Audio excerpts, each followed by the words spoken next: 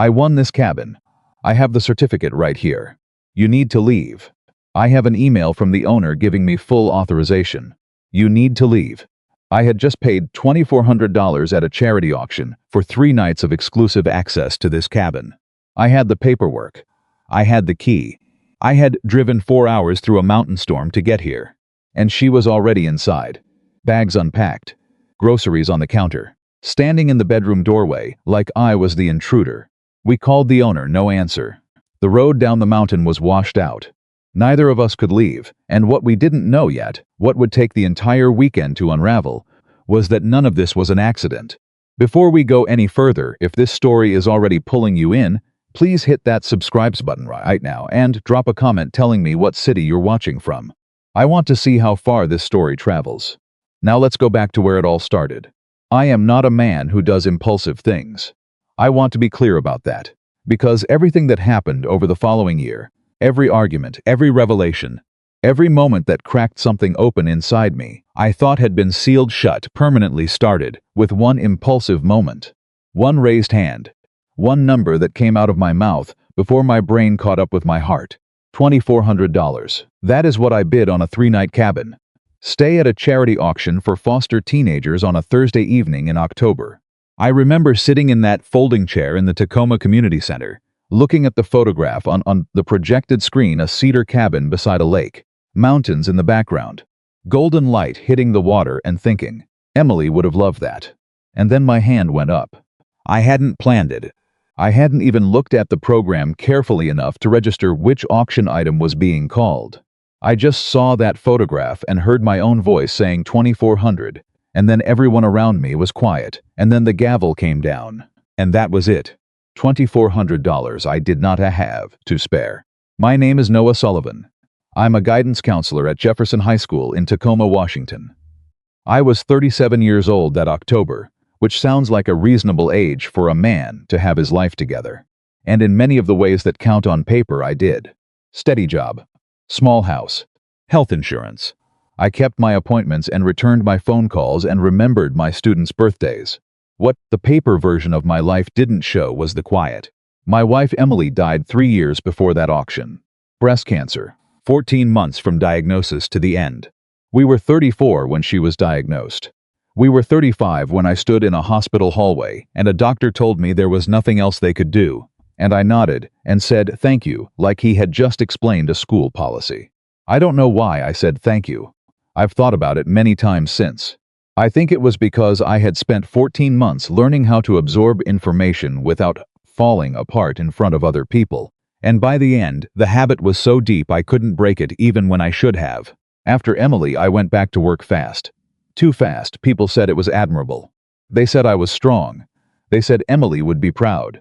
What they didn't say, what no one said, was that I was hiding.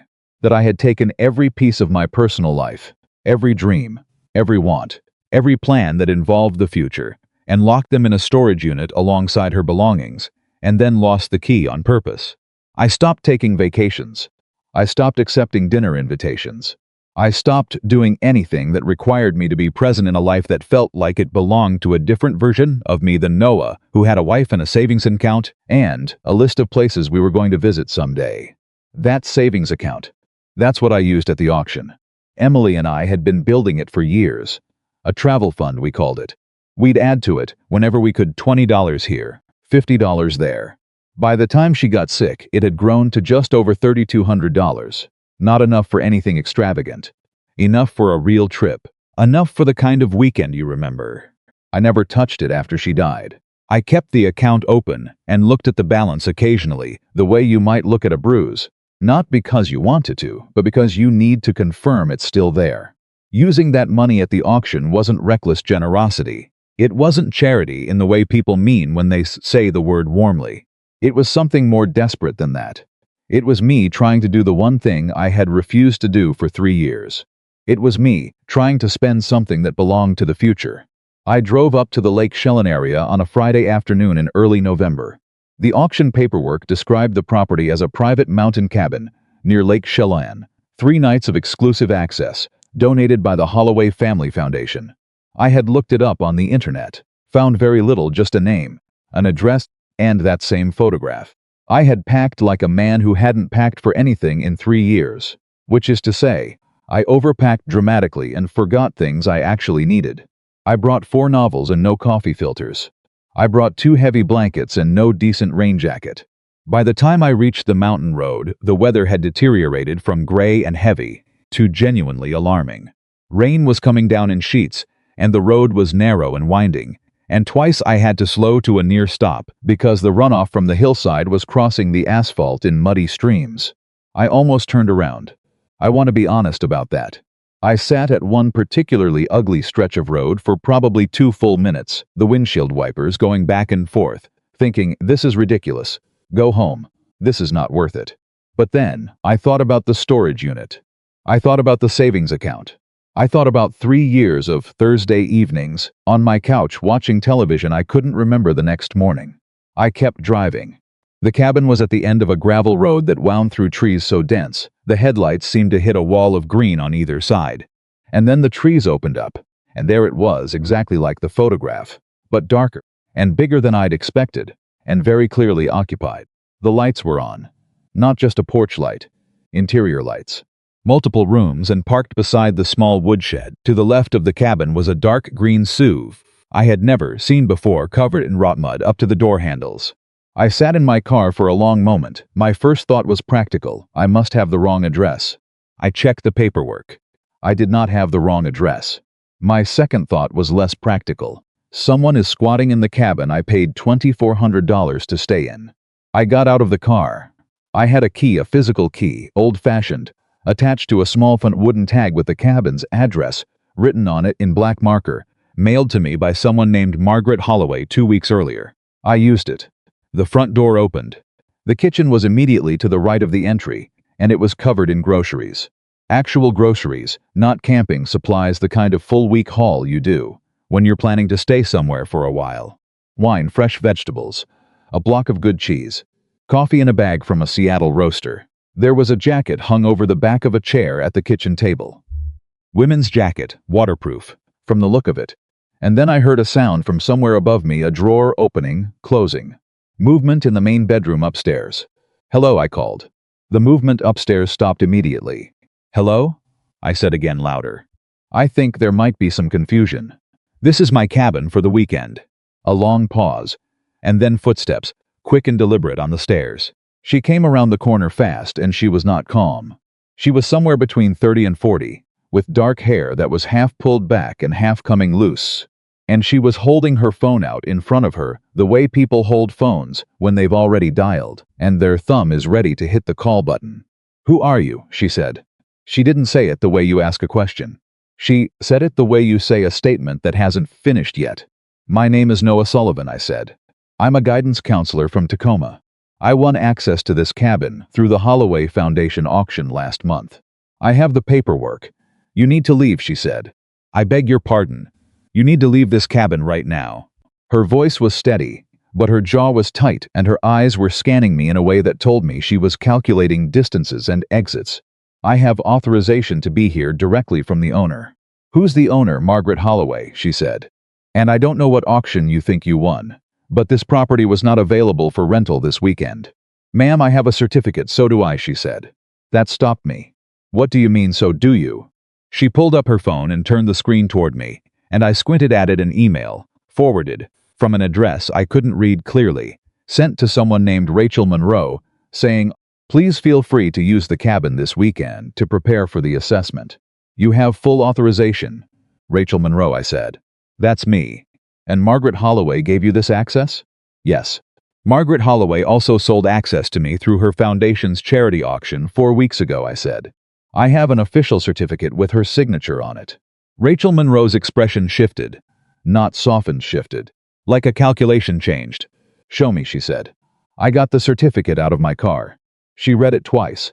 Then she read the email on her phone again. Then she looked at me like I was a problem she was trying to sort into the correct category and failing. This doesn't make sense, she said. I agree completely. Why would she auction the cabin when she knew I was coming this weekend? I have no idea. I've never met Margaret Holloway.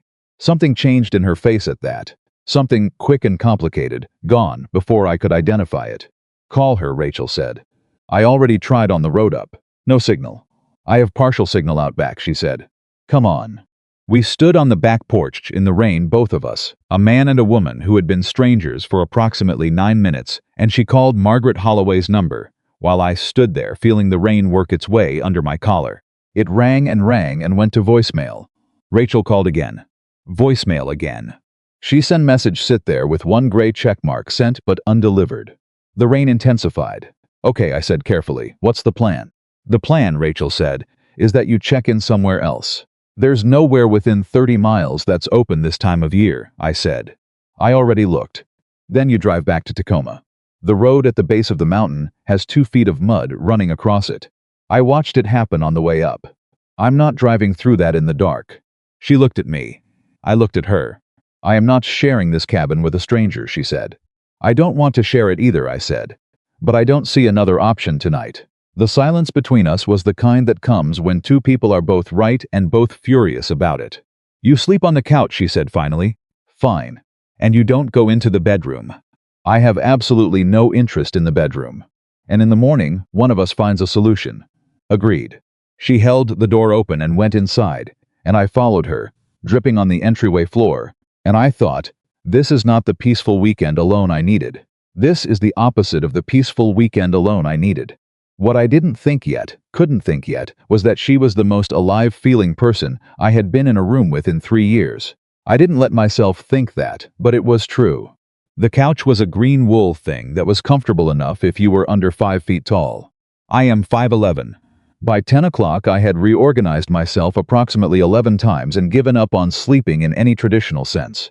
I was lying there listening to the rain and the wind, and the sound of Rachel Monroe, moving around upstairs, occasional footsteps, a drawer, a faucet running. She was angry.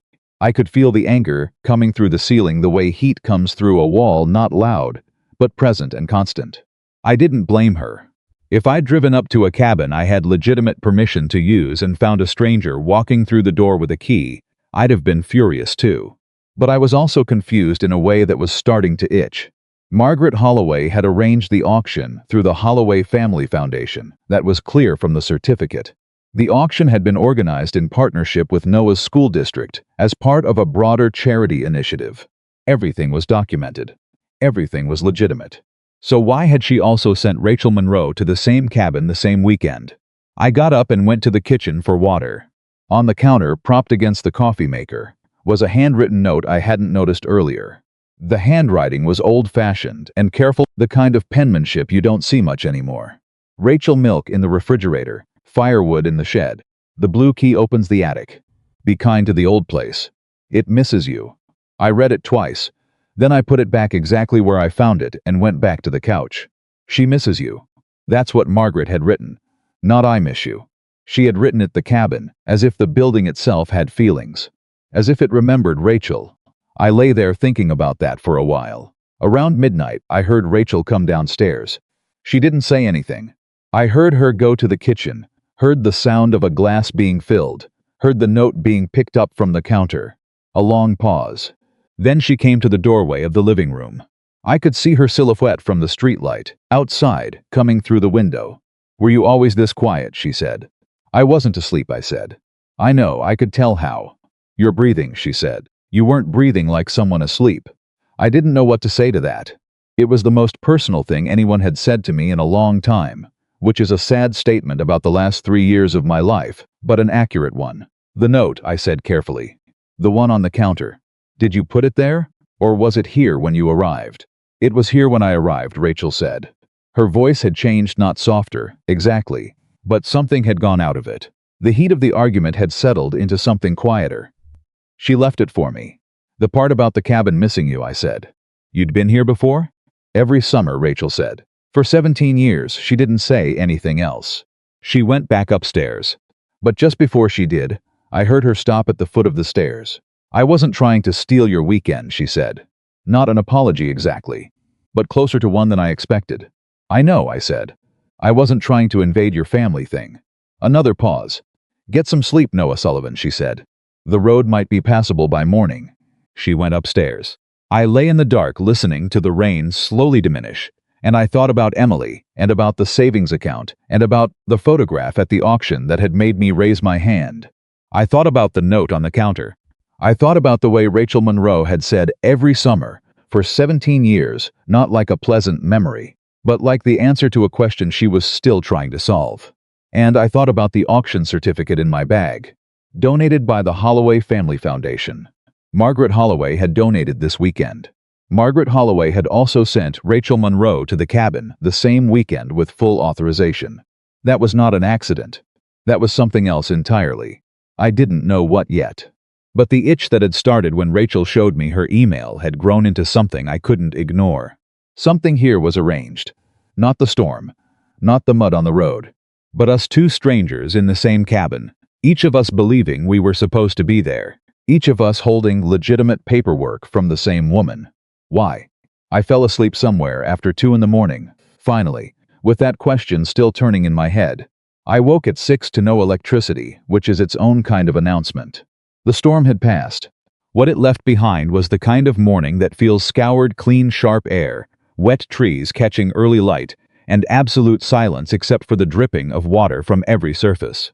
The generator, I found when I went to check it, had gone out sometime in the night.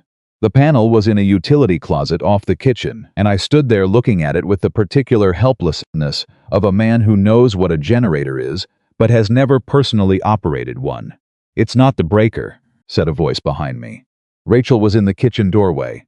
She'd changed into jeans and a pullover, and she had her coffee, real coffee, not the instant packet variety, which meant she'd either had a camp stove or was significantly more resourceful than me in ways I was just beginning to understand. "Good morning," I said. "The fuel line gets an air bubble when the pressure drops fast," she said, moving past me and crouching beside the generator like someone who has done this before. "Did you try the primer?" I didn't know there was a primer. "There's a primer," she said. She showed me. Her hands moved through the sequence with the efficiency of someone who learned it by necessity, not by interest. I watched her do it and thought, this is a woman who has taken care of things. Who has been taking care of things for a long time. Who is good at it, and maybe sometimes tired of being good at it. The generator caught on the third try.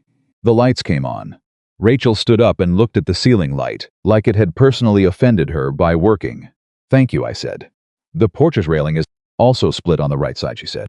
"If you lean on it, it'll give way. I'll stay on the left side." She almost smiled. Not quite, but almost. "There's coffee," she said.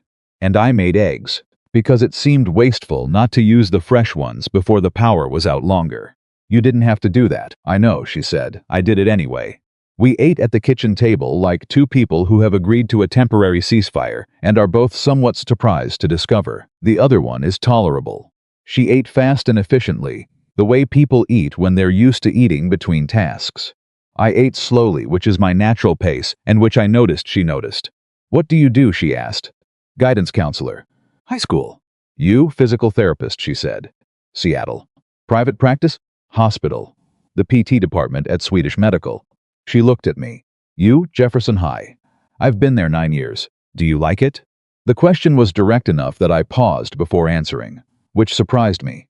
"Yes," I said, "I do. I like the kids, even the ones who make it hard. Especially those ones, maybe." "Why?" "Because I was one of those kids," I said. She looked at me. "Foster care," I said. 3 placements between 11 and 16. You learn pretty quickly that the kids who act the most unreachable are usually the ones reaching the hardest. Something changed in Rachel Monroe's face. It was the first time I'd seen something other than competence and controlled irritation there, and whatever it was, she locked it back down quickly. "That's why you were at the auction," she said. "The foster program." "Yes. I see." She stood up and began clearing dishes with the same efficient energy, and I had the distinct feeling that something I'd said had meant something to her that I didn't fully understand yet. Like I'd answered a question she hadn't asked out loud. "Rachel," I said, "can I ask you something directly?" She stopped, not turning around. "Probably." "Why are you really here?" A pause, long enough to be significant. "Margaret asked me to come," she said. "To prepare the cabin for sale," I said. "I heard that part. What I'm asking is why you came." She turned around then. Her expression was difficult to read, not blank, but layered. Like there were several things happening underneath the surface, and she was deciding how much to show. "Because she's my aunt," she said. And she asked me. She stopped, breathed, and I've been saying no to her for 18 months, and I ran out of reasons. It wasn't the whole truth. I could tell it wasn't the whole truth. But it was more truth than I'd expected, and I recognized the specific texture of it, the kind of partial honesty you give when the full version is still too close to say out loud. I recognized it because I use it too. "Thank you for telling me that," I said.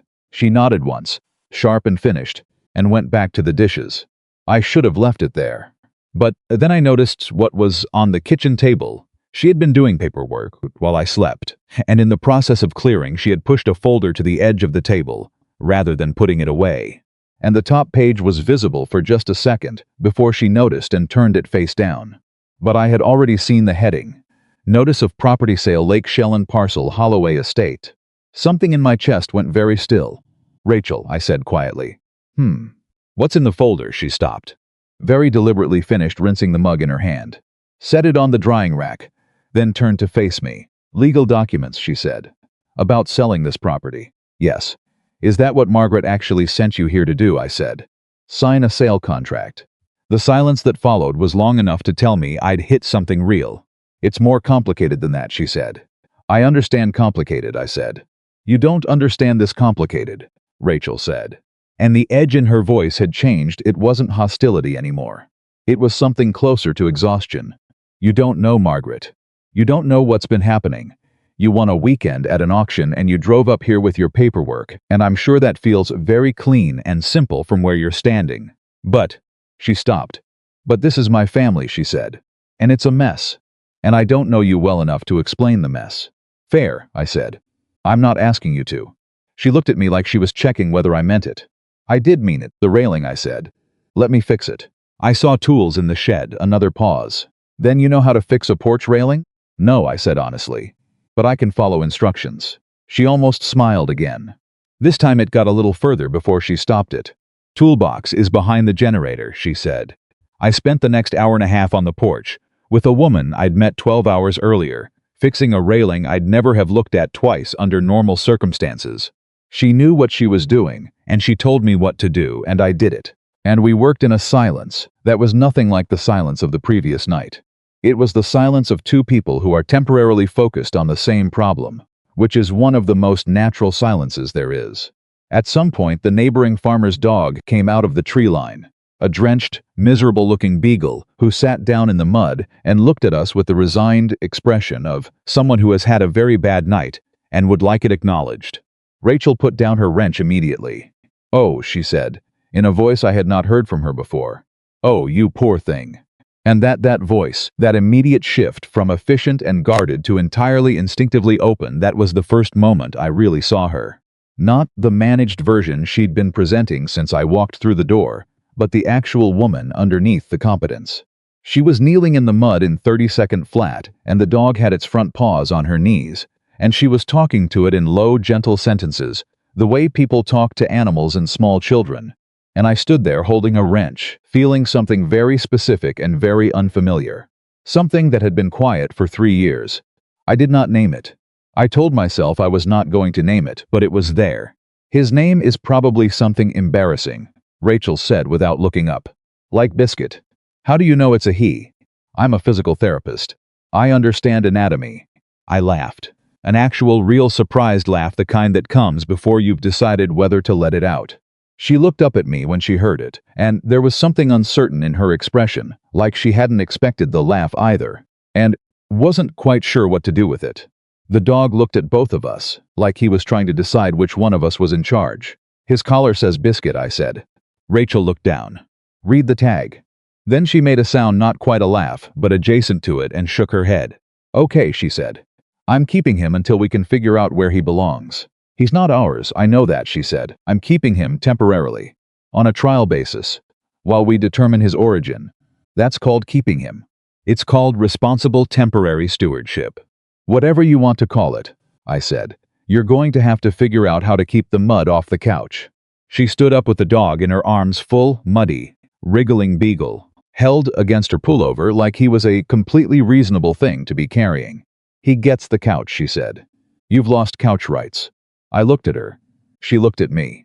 And somewhere underneath the wariness and the complications and the folder of legal documents and the 3 years of locked storage units and the long argument that had started the night before and hadn't quite finished, something shifted. Not everything, not fast, but something. The railing got fixed. The dog got dried off with one of Margaret's old towels. We found a phone number for the neighboring farm on a laminated emergency contact sheet pinned inside a kitchen cabinet, and Rachel called and left a message that was extremely professional for someone with a muddy beagle tucked under her arm. It was noon before we stopped moving long enough to sit down. We sat on the back porch with coffee, which had become the accepted currency of our uneasy truce, and Biscuit settled between us, like he had always lived there and considered us both his people. "Can I ask you something now?" Rachel said. "Yes." "The auction money, $2,400. She looked at me directly, which I was learning was her default mode. She didn't look away from things the way most people do. "That's a lot of money for a guidance counselor to bid impulsively." "Yes," I said. "Where did it come from?" The answer was right there, immediate and accessible, and I was surprised to find that I could almost say it. That I wanted to, almost. "Savings account," I said. "Money I'd been setting aside for a while. For something specific." A pause, a trip, I said, that I never took. She waited. She didn't push. She just waited, and that restraint, that patience, made me want to give her more than I'd planned to. "My wife died 3 years ago," I said. "We'd been saving to travel. After she died, I couldn't spend it. Felt like if I spent it, I was accepting she wasn't coming back." Rachel didn't say she was sorry. She didn't say anything immediately. She looked at the lake through the trees, and the silence she gave me was the specific kind that means, "I am taking that seriously." "And the auction," she said finally, "was the first time I didn't want to protect it anymore," I said. "The first time I wanted to use it for something. Even if it was stupid. Even if I was bidding on an impulse I couldn't explain." "It wasn't stupid," she said quietly. "You didn't think that last night." "Last night I didn't know you," she said. "I still don't really." "But," she stopped, looked down at the dog. "But I understand using money for something you can't quite articulate yet. I understand that impulse." I looked at her. "The cabin," I said. She didn't answer directly, but I watched something move through her expression, a kind of grief that was very specifically shaped, the way all grief gets shaped eventually into something that fits the person carrying it. "Margaret raised me," she said. "After my mother died. I was 9. She brought me here every summer." She stopped again. "This place is the first place I ever felt completely safe." She said it like a confession. "And now you're here to help sell it," I said. "And now I'm here to help sell it," she said. The sound of the lake through the trees. Biscuit shifting between us, sighing heavily like a very small old man. "I haven't been back in 2 years," Rachel said. "Every time she called, I had a reason not to come. Work, distance, practicality." She looked at her coffee. "Guilt, mostly, about leaving?" "About leaving," she confirmed. "And about being relieved when I did." That was the most honest thing she had said yet. I could tell by the way she said it, flat and direct, like she'd practiced not flinching from it. "Needing space from someone who raised you isn't a betrayal," I said. She looked at me sharply.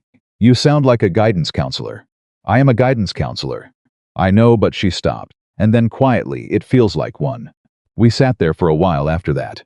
The afternoon was coming in gray and cool, and the dog had fallen asleep, and somewhere in the trees a bird was making a sound I didn't recognize.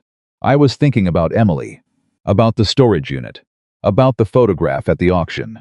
I was thinking about how I had come here to be alone with my grief and my memories, and instead I was sitting on a porch with a stranger who might be the least alone person I'd met in 3 years, not because her life was full, but because her absences were the same shape as mine.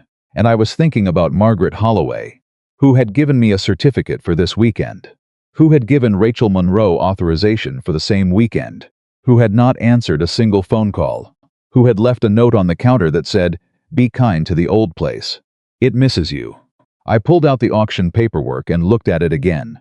At the bottom beneath the signature was a line I hadn't noticed before. A small line, printed smaller than the rest, arranged in partnership with the Holloway Family Foundation. "Special thanks to the students of Jefferson High School, Tacoma." Jefferson High, my school. Margaret Holloway knew my school. I looked up. Rachel was watching me. "What?" she said. "The auction was arranged through my school," I said. "Margaret Holloway is connected to Jefferson High." Rachel's expression went very still.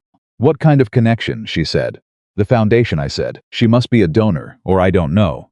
I'd have to check. I looked at her. Did she ever mention my school to you? Margaret doesn't talk about her charity work with me, Rachel said. She never has. She compartmentalizes everything. A pause. But she's been involved with foster programs for 30 years. Your school's program wouldn't surprise me. 30 years, I said. Since before I came to live with her, Rachel said. I was working backward through something, but the math wasn't complete yet. I was at the edge of something I couldn't quite see. I'm going to look through the auction paperwork more carefully tonight, I said. Why? Because I don't think our being here together is an accident, I said. And I want to know what she actually planned. Rachel looked at me for a long moment. The afternoon light was going flat and gray, and her expression was doing that layered thing again. Several things at once, held in careful order. Neither do I, she said quietly. And that was the moment, not the argument, not the coffee, not the laughing at the dog's name when I first felt like we were on the same side of something. Not friends yet, not even close, but no longer strangers going in opposite directions. Something else just beginning to form. We went inside when the cold came in off the lake. Rachel made dinner from the groceries she'd brought, real dinner, with actual effort, pasta and roasted garlic and bread, that she'd wrapped in foil and warmed on the camp stove. She cooked the way she did everything, competently, efficiently, without fuss. I set the table. It felt like the most natural thing in the world, which is how you know something has shifted without you fully agreeing to let it. Over dinner, we talked carefully about logistics. The road, the generator, the Monday appointment with the real estate agent. Practical things, safe things. But underneath the practical things, I could feel the conversation we hadn't had yet, the one about who Margaret Holloway really was, and what she had meant to send us both into, and what the folder of legal documents actually said. Rachel locked that folder in her suitcase before she went upstairs that night. I watched her do it. She caught me watching. It's private, she said. I know, I said. Family business. I understand. She looked at me, like she was trying to decide whether that was true. Good night, Noah Sullivan, she said. Good night, Rachel Monroe. She went upstairs. I lay on the green couch with Biscuit at my feet, listening to the night settle around the cabin. And I thought about Emily, and I thought about Margaret Holloway's note. And I thought about the way Rachel Monroe's voice had changed when she talked about this place, being the first place she'd ever felt safe. I thought about my own first safe place, the community center.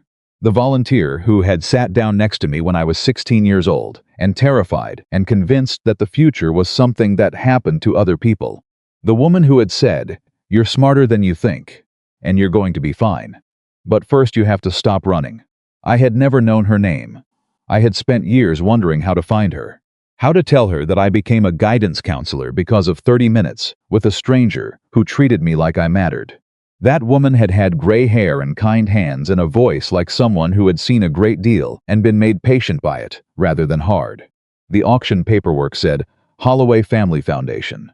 I lay there in the dark, and the thought that was forming in the back of my mind was still too big to look at directly. I pulled up what I could remember of that community center. The year, the city, the woman's face. I looked at the name on the auction certificate. Margaret Holloway. My hands were very still. The cabin was quiet. Somewhere, upstairs, Rachel Monroe was asleep with her locked folder and her 17 summers, and her careful, exhausted competence. And she didn't know yet. She didn't know that the woman who had raised her was the same woman who had changed my life before I knew either of their names. She didn't know what I was just beginning to understand. And neither of us knew yet what Margaret had actually put in motion by sending us both to the same cabin at the same time, in the same storm, with the same key. But by morning we were going to have to find out. The morning after the storm, Noah woke before the sun finished rising, with Biscuit's warm weight against his legs and a thought already fully formed in his mind, the kind of thought that had been building all night while he slept, and arrived, complete, at the moment he opened his eyes. Margaret Holloway. He lay still for a moment, listening to the cabin. Upstairs nothing moved. Rachel was still asleep, or at least still in her room, and the silence of the cabin felt different from the previous night's silence, less hostile, more waiting, like a room that knows something is about to happen inside it. He got up quietly, made coffee on a camp stove the way Rachel had shown him, which was slower and more deliberate than he usually allowed himself to be in the morning. While the water heated, He went through the auction paperwork again. Every line, every signature. There it was, in the acknowledgement section at the bottom of the second page. Smaller print, the kind you skip over unless you know to look. The Holloway Family Foundation has supported Jefferson High School's Foster Youth Initiative since its founding in 2009. We are grateful for 15 years of partnership. 15 years. Noah stood in the kitchen holding that piece of paper and felt the floor shift slightly under him, not literally, but in the way it does when information reorganizes everything you thought was stable. He had joined Jefferson High in 2015. He had started the Foster Youth Initiative in 2017, the year after Emily was diagnosed, because doing something for other people was the only way he could keep getting out of bed. And the Holloway Foundation had been there already, had been there long before him, had funded the program he had poured himself into without ever asking who the founder was, because foundations had names, and the names were on letterhead he barely read. He had worked inside Margaret Holloway's support for 8 years without knowing her name. He was still standing there when Rachel came downstairs. She came into the kitchen, looking like someone who had slept badly and was not going to mention it. Her hair was down, which he hadn't seen before, and she had changed into a different sweater, dark green, and she moved to the coffee with the directness of someone for whom caffeine is not optional. She saw his face. "What happened?" she said. He handed her the paperwork, pointed to the line. She read it, then read it again. Her expression went through something complicated. Not surprise, exactly, but a kind of recognition that carries weight. "She never told me," Rachel said quietly. "Did you know she was involved with Jefferson High?" "I knew she was involved with foster programs." Specifically a pause. "She had been since I came to live with her. She said she always said it was because of me, because taking me in made her understand what those kids needed." Rachel set the paper down on the counter and looked at it for another moment. "But she never told me about specific schools. She kept all of that separate." "Why would she keep it separate?" Rachel wrapped both hands around her coffee mug. "Because Margaret Holloway does not mix her lives," she said. "She has compartments. The family compartment, the charity compartment, the professional compartment, and she guards the walls between them. Like they're structural." "Until now," Noah said. Rachel looked at him. "Until now." They stood in the kitchen with that between them, and Noah felt the full shape of what Margaret had done, beginning to come into focus, not clearly yet, but like something seen through water. Distorted but present. "The auction," Noah said. "She arranged it specifically with my school. She chose the cabin, she set the dates, and she sent me the same weekend," Rachel said. Her voice was even, but her jaw was tight. "Which she absolutely knew about, because she sent me the authorization herself. So she knew we'd both be here. Yes, she planned this." Rachel was quiet for a long moment. Then she said, "I need more coffee before I decide how angry to be about that." Noah almost laughed. It came out as something between a laugh and an exhale. "That seems fair." She poured her second cup, and then she said, not looking at him, "What was she like?" "The woman from your community center. The one you're thinking was Margaret." He paused. "How did you know I was thinking that?" "Because you've had the expression of a man doing math he's afraid of being right about for the last 10 minutes, she said. "Tell me what you remember." So he told her. Sitting at the kitchen table, while the morning came fully in, and Biscuit moved from the couch to sit at Rachel's feet like he had chosen his person already, Noah described what he remembered about that day at the community center. He was 16. He had been in his third foster placement, which was stable but joyless, the kind of household where he was fed and clothed, and never spoken to more than necessary. He had gone to the community center to use the computer lab, and he was filling out college application forms he had no idea how to complete, and no one to ask for help. A woman sat down next to him. She didn't ask permission. She just sat down and looked at the screen and said, "You've left the financial aid section blank." He told her he didn't think he could qualify for aid. She told him that was almost certainly wrong. She spent 2 hours walking him through every form, and before she left, she pressed a folded piece of paper into his hand with a phone number on it and said, "Call me when you get your acceptance letters. I'll help you with the next part." He did get accepted. He did call the number. And the woman, whoever she was, had quietly paid the deposit on his first dorm room and then disappeared before he could find a proper way to say thank you. He had tried. The phone number went out of service 6 months later. He never found her. He had carried that story for 20 years. Rachel was very still by the time he finished. "The deposit," she said. "How much was it?" $400, he said, which to a 16-year-old with nothing felt like 4,000. Rachel put her coffee down. "She never told me," she said again, but differently this time. Not flat. Something rougher underneath it. "Would she have?" "No," Rachel said. "No, Margaret doesn't. She doesn't tell people when she helps them. She thinks it corrupts the help." A pause that had grief in it. "She told me once that the moment you accept credit for kindness, you stop doing it for the right reasons." "That's a good philosophy," Noah said carefully. "Unless the person you help needs to find you." Rachel looked at him. "You've been trying to find her." "For 20 years, he said. "Not obsessively. But it's always been in the back of my head. There are things I wanted to say." Rachel stood up abruptly, not in anger, in the particular kind of restlessness that comes when emotion has nowhere to go. She walked to the kitchen window and stood with her back to him. "She arranged all of this," Rachel said. "The auction, the overlap, the storm barely even matters because she built it so we'd have to be in the same place." A pause. "She knows who you are, Noah. She's known the whole time." "I think so. And she didn't just want you to have a nice weekend. She wanted something to happen. Yes, she wanted us to meet." The word "us" sat in the air between them, specific and strange. "I think she wanted more than that," Noah said carefully. "I think she wanted us both to be in a place we couldn't run 'em." Rachel turned around. Her expression was the one she'd had when she first came downstairs the previous night, layered, guarded, processing more than she was showing. "I need to see the attic," she said. That was not what he expected her to say. "The attic," he said. "The note said the blue key opens the attic. I haven't been up there yet." Margaret she kept everything up there. Old photographs, documents, things she never threw away.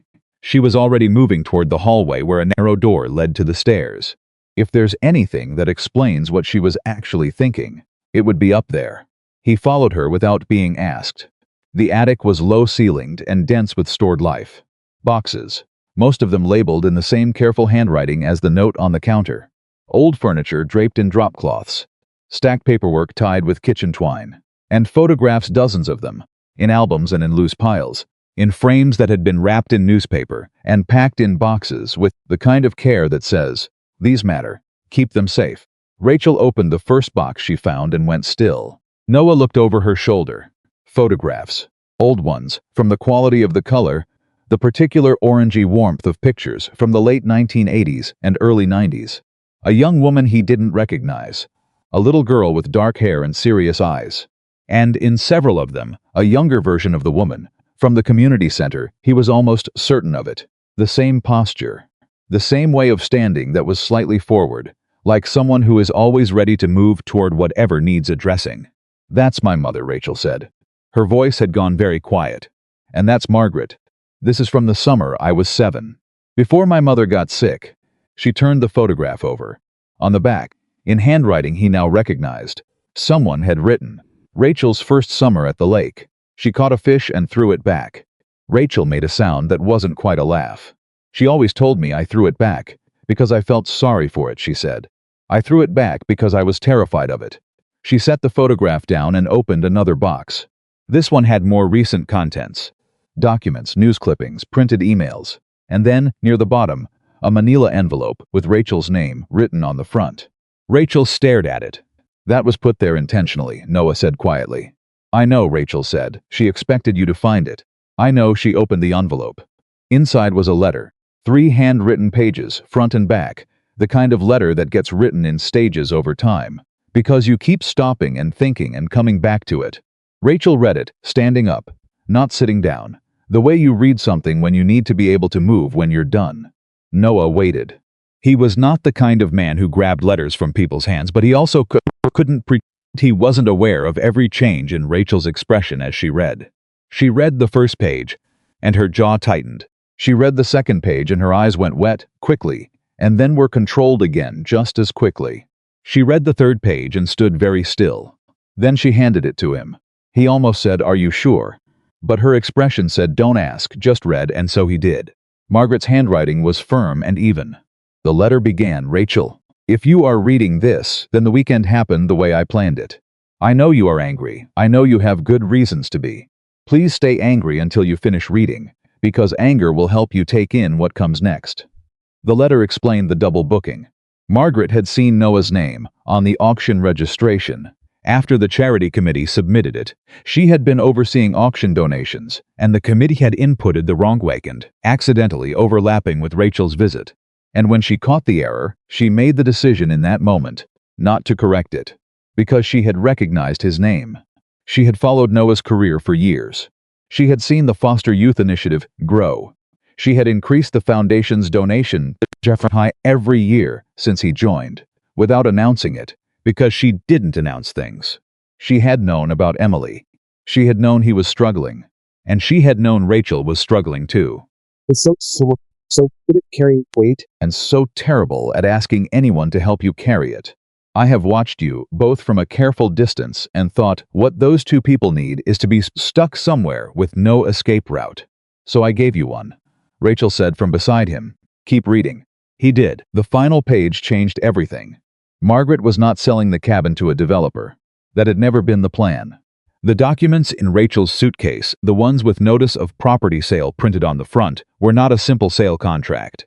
They gave Rachel authority to act as Margaret's representative in a transaction that transferred the nonprofit organization Heartfelt, contingent on Rachel's agreement. The nonprofit retreat program, foster teenagers, healthcare workers, teachers, caregivers. The cabin was meant to become a place where exhausted people could come and breathe. But Margaret had not told Rachel this because she was afraid Rachel would say no. She was afraid Rachel would see the responsibility and run the way Rachel always ran when something felt like it was going to consume her. The letter ended. I am not asking you to take care of the cabin, my darling. I am asking you to set it free, and I am asking you not to do it alone. The young man with the auction certificate has been looking for me for 20 years. He just didn't know my name. Perhaps that is the whole of what I needed to arrange. Noah lowered the letter. Rachel was standing with her arms crossed, not because she was defensive, but because she was holding herself together. She's been planning this, Rachel said. For a while he agreed. She manipulated us. She did. She had no right to. Rachel stopped. She should have just told me. She should have called me and told me about the program and told me about you and said, here, I need help with this, because I am 79 years old, and I had a stroke, and I can't do this alone. There it was. The word she'd been navigating around since he arrived. Stroke. Noah went very still. She had a stroke, he said. Rachel closed her eyes briefly. Minor, she said, minor. 3 months ago. She opened her eyes and looked at him. I found out from her neighbor. Margaret didn't tell me. She told no one. Because she knew you'd come back. Because she knew I'd take over, Rachel said. There's a difference, and she knows it, and so do I. The honesty of that landed like something physical between them. You would have taken over, Noah said carefully. Not accusingly. Just naming it. I would have moved her. Set up appointments. Rearranged her life for safety. A pause. I would have done everything she hated and nothing she actually needed. What does she actually need? Rachel was quiet for a long time. People, she said finally. She has been quietly supporting other people's lives for 30 years, and she has almost no one supporting hers. She built a foundation to help struggling families and never once asked for help inside her own home. Her voice had something raw in it now, something she was not fully managing. She taught me that needing help was something to work through, not something to accept. And I love her. I love her completely. And she made me terrified of needing anyone. The silence after that was different from any of the previous silences. It was the silence of a truth that has finally been said out loud. And it was big enough to fill the whole attic. Noah said quietly, she made you that way. She made me competent, Rachel said. And she made me lonely. She looked at the letter in his hands. And apparently she has been watching that from a distance and feeling guilty about it for some time. Noah thought about the letter. About the phrase, he has been looking for me for 20 years. He just didn't know my name. She knew what she meant to me, he said. She knew and she let me look. Because she was ashamed, Rachel said. Because she let you go after she helped you, the way she let everyone go, and she was too proud to be found. He had not expected that. He had not expected it to make him feel something other than anger, but it did. Because he understood it. He understood the particular pride that keeps you from reaching toward the thing you want. Because the reaching would reveal how much you want it. He understood it because he had spent 3 years living inside exactly that pride. I need to call her, Rachel said. She had the energy of a woman who has been sitting very still for too long and is now ready to move. I need to talk to her directly. Not a voicemail, not a text, her actual voice. She tried. Standing in the middle of the attic, holding her phone over her head to get signal. 3 attempts. No answer. The 4th attempt connected. For 1 second, just 1 second, there was breathing on the other end of the line. And then the call dropped. Rachel lowered her phone. Something had shifted in her face. She picked up, Rachel said. She picked up and then the call dropped, a pause. Or she hung up. Try again. She did, straight to voicemail this time. Margaret, Rachel said, and her voice was steadier than her hands. I read your letter. All of it. I am not signing anything until we talk in person, and if you don't call me back within the hour, I am driving to your house tonight, regardless of what the road looks like. I love you. Pick up your phone. She ended the call. Turned to Noah. We need to go through the rest of these boxes, she said. They spent the next 3 hours in the attic, working through Margaret's archived life, with the focused quiet of 2 people who have agreed, without saying it, that they are on the same side of something. Rachel opened boxes and sorted contents. Noah read documents she handed him when her expression said, I need someone else to see this. He handed them back when he was done and said only what seemed necessary. What they found in those boxes was the full picture of what Margaret had spent 30 years building. Correspondence with a dozen organizations. Grant applications. Financial records showing a woman who had given away most of what she had quietly and consistently, year after year, not for recognition, but because she believed it was the correct use of a life. And hidden in the last box, under a pile of old legal correspondence, a thin folder with Noah's school's name on it. Inside, printouts of the Foster Youth Initiative's annual reports, annotated in Margaret's handwriting. His name, circled. Notes in the margins. Next to a photograph from a school newsletter Noah at a mentoring event with 3 teenagers, Margaret had written, he turned out exactly right. Noah looked at that for a long time. Rachel looked at it over his shoulder. She's proud of you, Rachel said quietly. She's been proud of you for years. He couldn't talk around that immediately. He sat with it for a moment. Set the folder down. Cleared his throat. She's proud of both of us, he said finally. She just never figured out how to say it while she was standing in front of either of us. Rachel made a sound, half laugh, half something less comfortable. Typical, she said. Absolutely typical, Margaret. They came back downstairs in the late afternoon, both quieter than they had been going up. The dog was asleep on the couch. The cabin had the particular warmth of a space that has been lived in for a day and a half and is beginning to feel less like a stranger's house. Rachel started making dinner, without announcing she was going to. Noah washed the dishes from the morning without being asked. They worked around each other in the kitchen with the ease of people who have been in the same space long enough to stop bumping into each other. It was Rachel who finally said what was underneath the day. She said it without turning away from the stove. When I left Margaret 18 months ago, the fight that ended the communication, she told me I was choosing my career over family. That Seattle was my way of running from responsibility. Noah waited. And I told her that I had given the best years of my 20s to managing her life, and that I deserved to choose something for myself, and that if she couldn't accept that, then she had turned help into a transaction. She turned around then. We both said true things, she said. That's the worst kind of argument. I know that kind, Noah said. After Emily, I told my sister that I didn't need checking on, that I was fine. She said I was using grief as a wall to keep people at a distance. He paused. She was completely right. I was furious for 6 months. Rachel almost smiled. Then what? Then I sent her a text that said, you were right. I'm sorry. I don't know how to be unfine yet. What did she say? She said, I know, I'm waiting. Rachel was quiet for a moment. Then she said, I don't know how to be unfine yet either. It was the most open thing she had said. It came out smaller than her usual voice. Like something that cost something. I know, Noah said. And then deliberately, I'm not going anywhere tonight. She looked at him. Something moved in her expression that she did not try to control. Then she turned back to the stove. Dinner in 10 minutes, she said. After dinner, they sat at the lakeside, not close, not distant.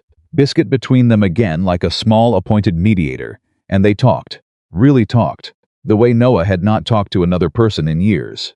About Emily. About grief that doesn't go in stages the way the books say, that goes in circles. hitting the same moments over and over from new angles. About the savings account and what it meant to finally spend something from it. Rachel talked about her mother, about what it is to lose a parent at 9 and spend the rest of your childhood grateful to the person who saved you, and also quietly furious that you needed saving at all. About how caretaking can feel like love from the inside, even when it's also resentment. About how you can love someone completely and still need to leave. And Noah, listening to her, recognized the shape of what she was describing. Not the specific content his life and hers had moved through different landscapes, but the structure of it. The same architecture. People who had learned to be fine so competently that they forgot fine wasn't the goal. It was almost 10 o'clock when Rachel said, looking at the lake, "I don't want to sell this place to a developer." "I know," Noah said. "I haven't said that out loud yet." "I know, I want to do what she planned," she said. "The retreat, the nonprofit. I think it's the right thing," a pause. "But I can't do it alone. I refuse to do it alone. I've done things alone for long enough." "You won't be alone," Noah said. She looked at him sideways. "You don't know that yet." "No," he said. "But I mean it anyway." They looked at each other for a moment in the dark. And then Rachel's phone buzzed. A voicemail notification. Delayed delivery from earlier in the evening. The signal here came in waves.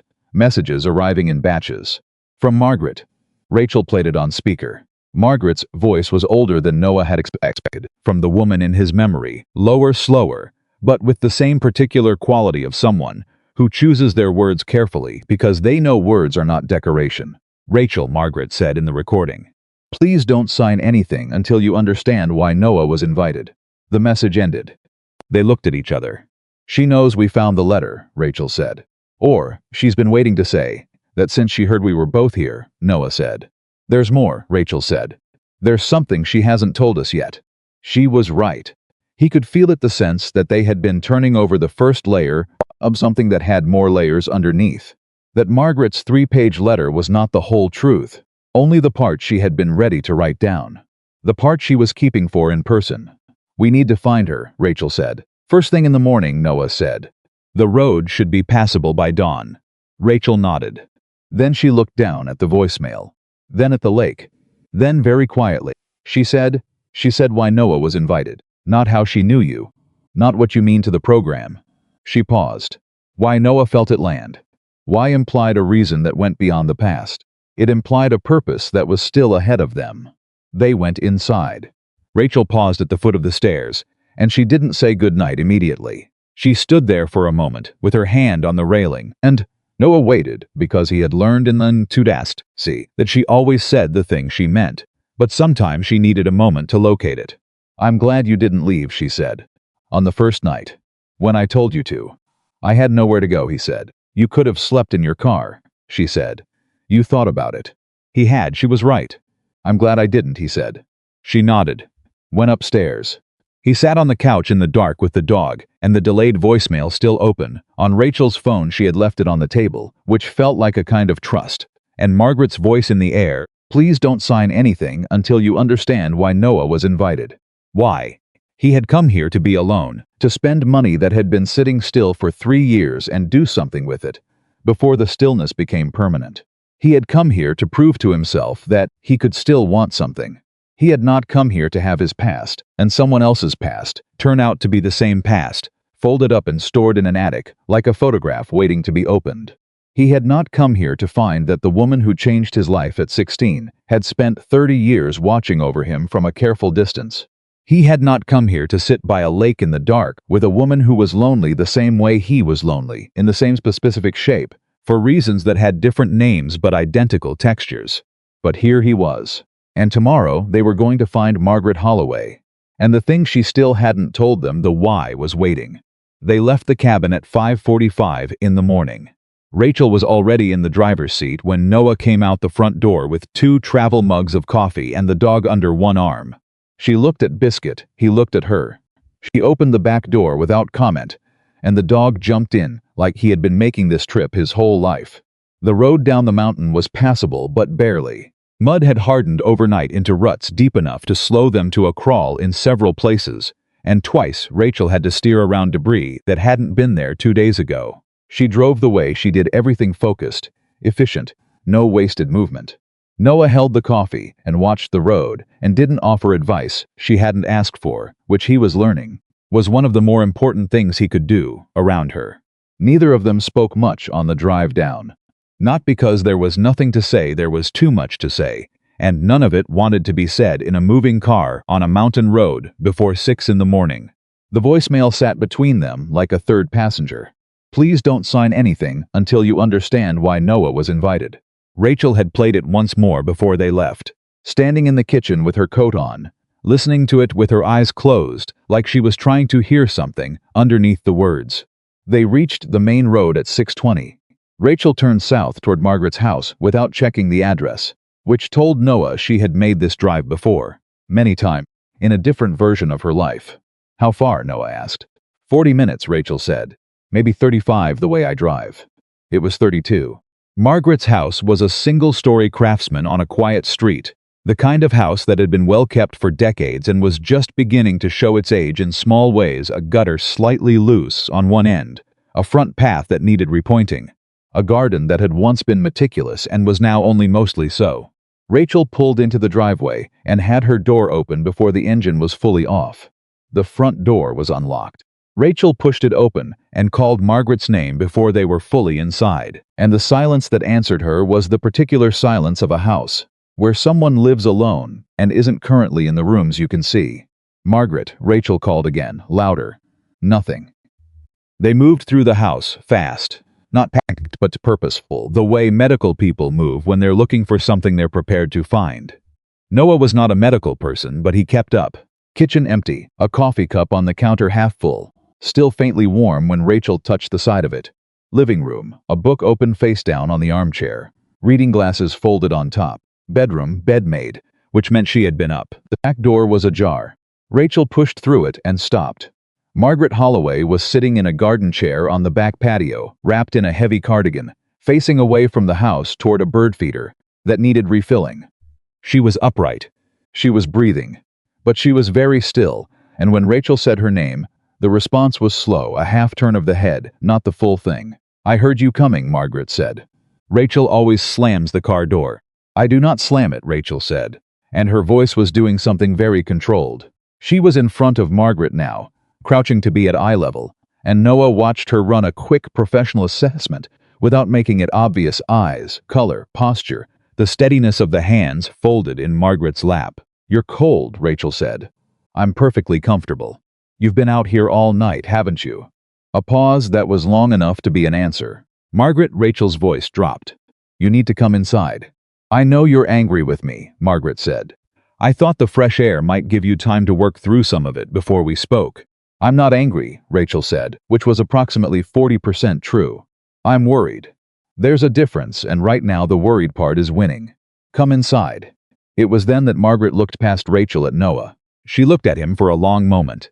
He stood still and let her look, because something told him that this was a moment that deserved stillness. Noah Sullivan, Margaret said. Yes, ma'am, he said. You're taller than I expected. I was 16 the last time you saw me, he said. I had some growing left.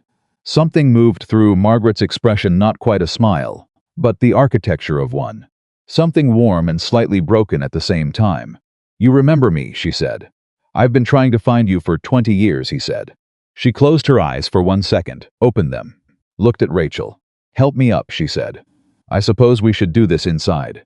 It took the three of them to get Margaret settled in the living room, not because she was incapable, but because Rachel wasn't taking chances, and Margaret had enough sense left to not argue about it. Noah made tea in a kitchen he navigated by opening 3 wrong cabinets first. Rachel sat beside Margaret on the sofa, with her fingers wrapped around the older woman's wrist in a way that looked like holding hands but was also very clearly checking a pulse. Stop that, Margaret said. I'll stop when your heart rate is where it should be, Rachel said. My heart rate is perfectly 86, Rachel said. It should be in the 60s. You're dehydrated, and you've been outside for hours, and I need you to drink this before you say another word. She took the tea from Noah and put it in Margaret's hands and watched her drink it with the particular attention of someone who will absolutely count the sips. Margaret drank. Then she set the mug down and looked at both of them and said, I suppose you found the letter. We found the letter, Rachel said, and the attic boxes. And the attic boxes. Then you know most of it, Margaret said. We know what you wrote down, Rachel said. Which I notice is not the same thing as what you didn't write down. The voicemail you left said we needed to understand why Noah was invited. The letter explained how, it didn't explain why. Margaret was quiet for a moment. She had the stillness of very old people who have learned that most urgency is optional, who have simply sat through enough of it to know that it passes. Gordon Pike called me 2 weeks before the auction, she said. The name landed in the room differently than Noah expected. Rachel went very still beside Margaret. He called me, Margaret continued, to inform me that he had done a title search on the Lake Chelan property and identified what he described as a procedural irregularity in the foundation's ownership documentation. He suggested that this irregularity might complicate any nonprofit transfer I was planning. She paused. He then offered to purchase the property at a price he described as generous and suggested that the sale would resolve any complications cleanly. He threatened you, Rachel said flatly.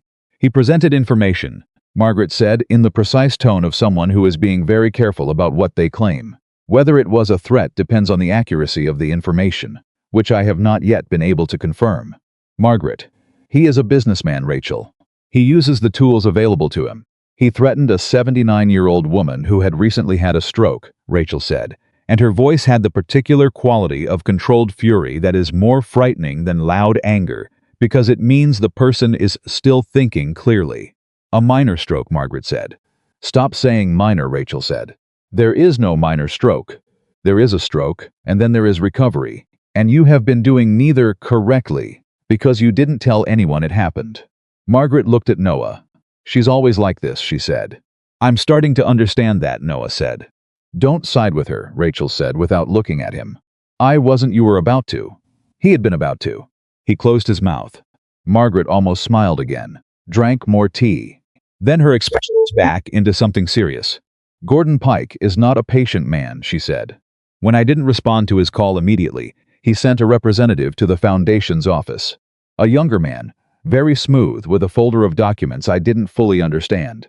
The documents suggested that the original deed to the Lake Chelan property had a covenant attached to it, a restriction that might prevent nonprofit use of the land without county approval, which approval could be blocked if a competing development interest filed an objection.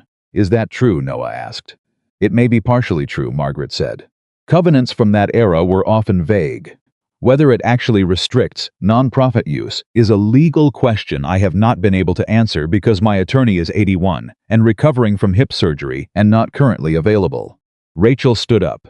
She walked to the window and stood there for a moment with her back to the room.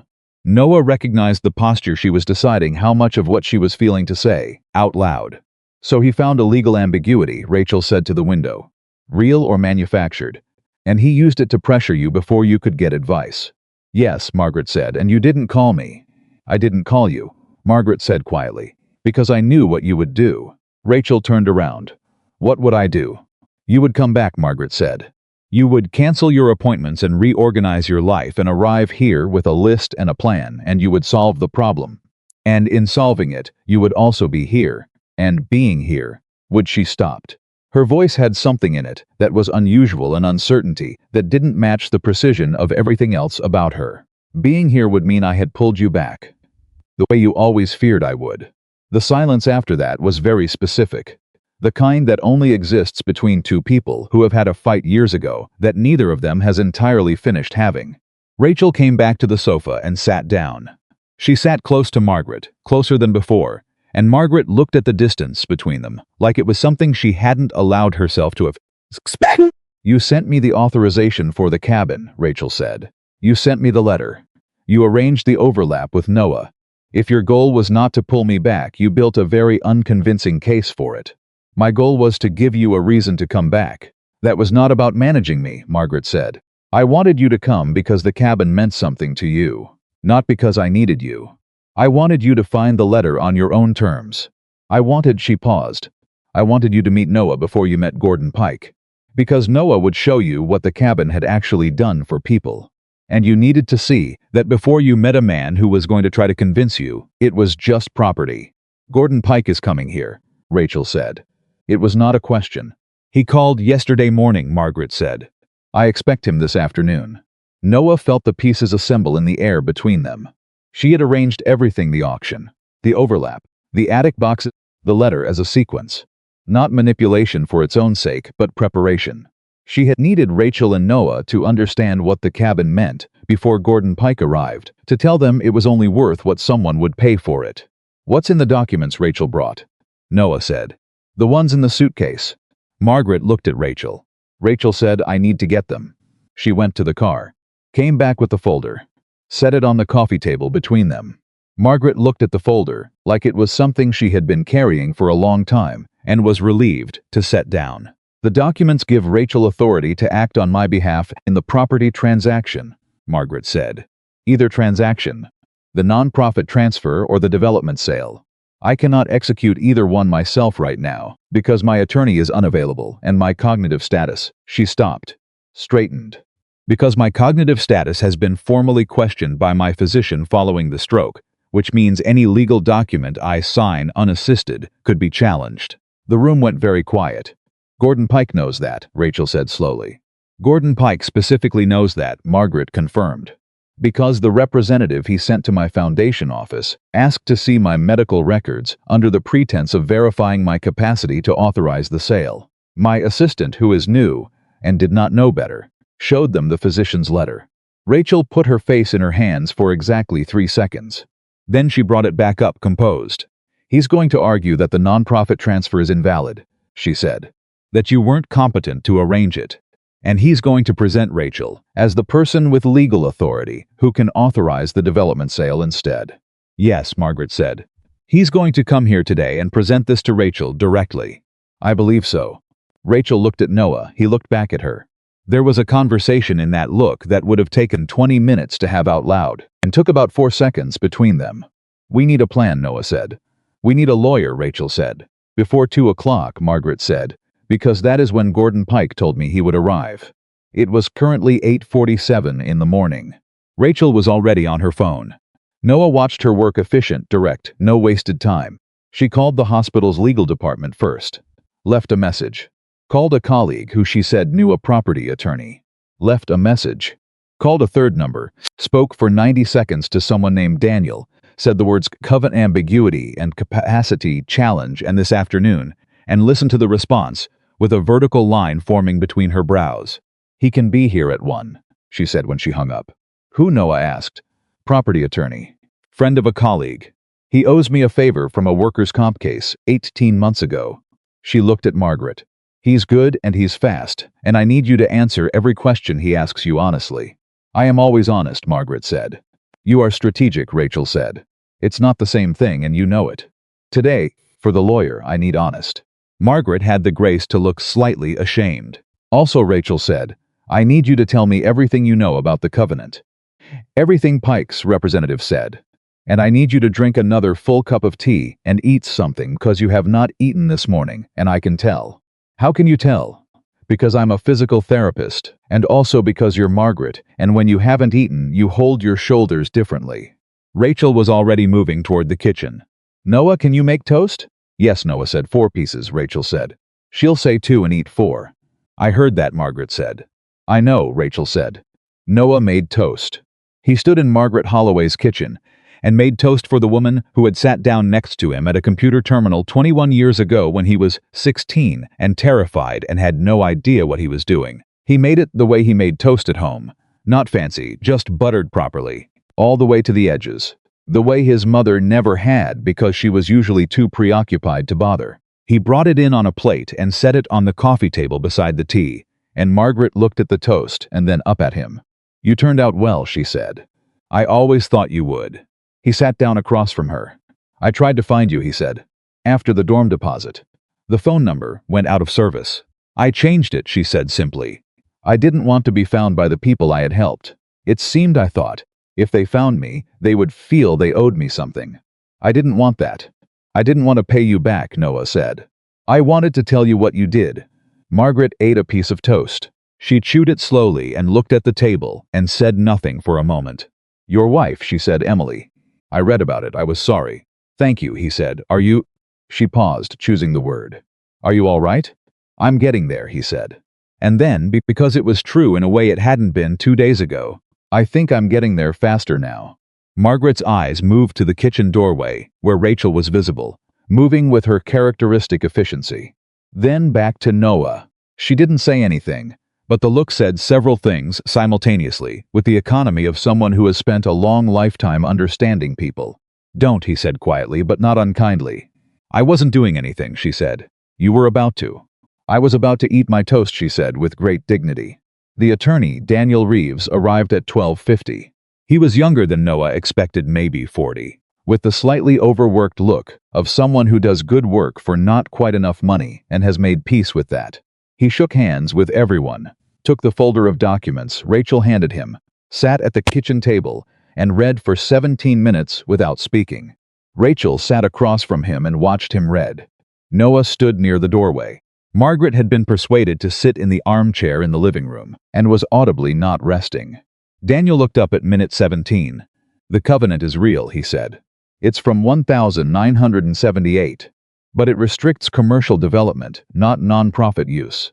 In fact, if you read it carefully, he turned the page toward Rachel. It essentially prohibits exactly what Pike's company wants to build. They can't put a resort development on this land without a variance application. That would take 18 months and isn't guaranteed. Rachel read the section he pointed to. Twice.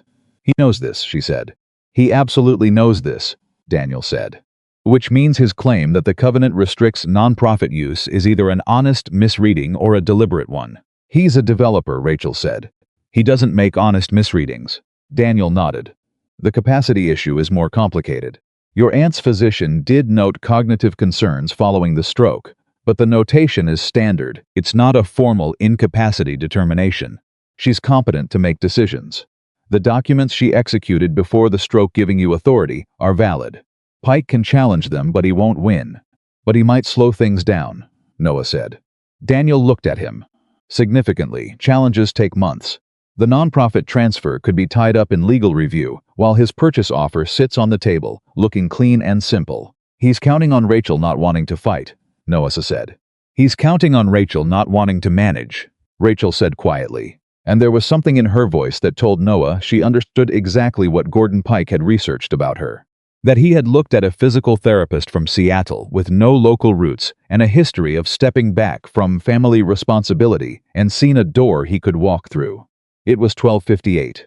Gordon Pike arrived at 1:03. Noah heard the car first, a larger engine than necessary, deliberate announcement.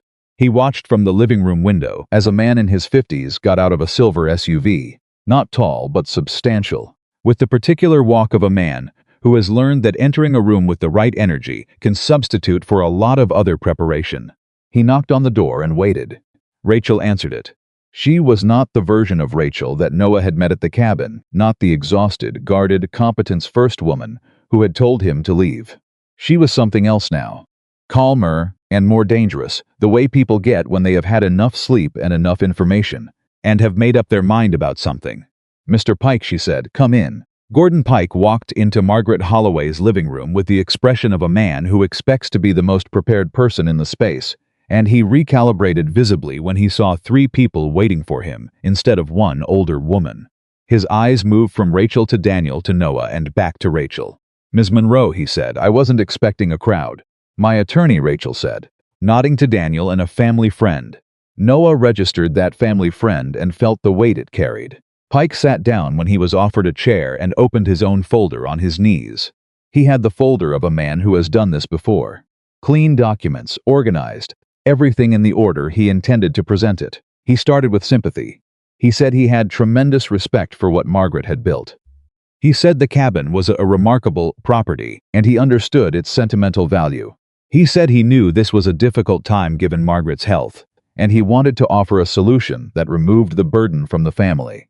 Rachel listened. Her face gave him nothing. Then Pike pivoted.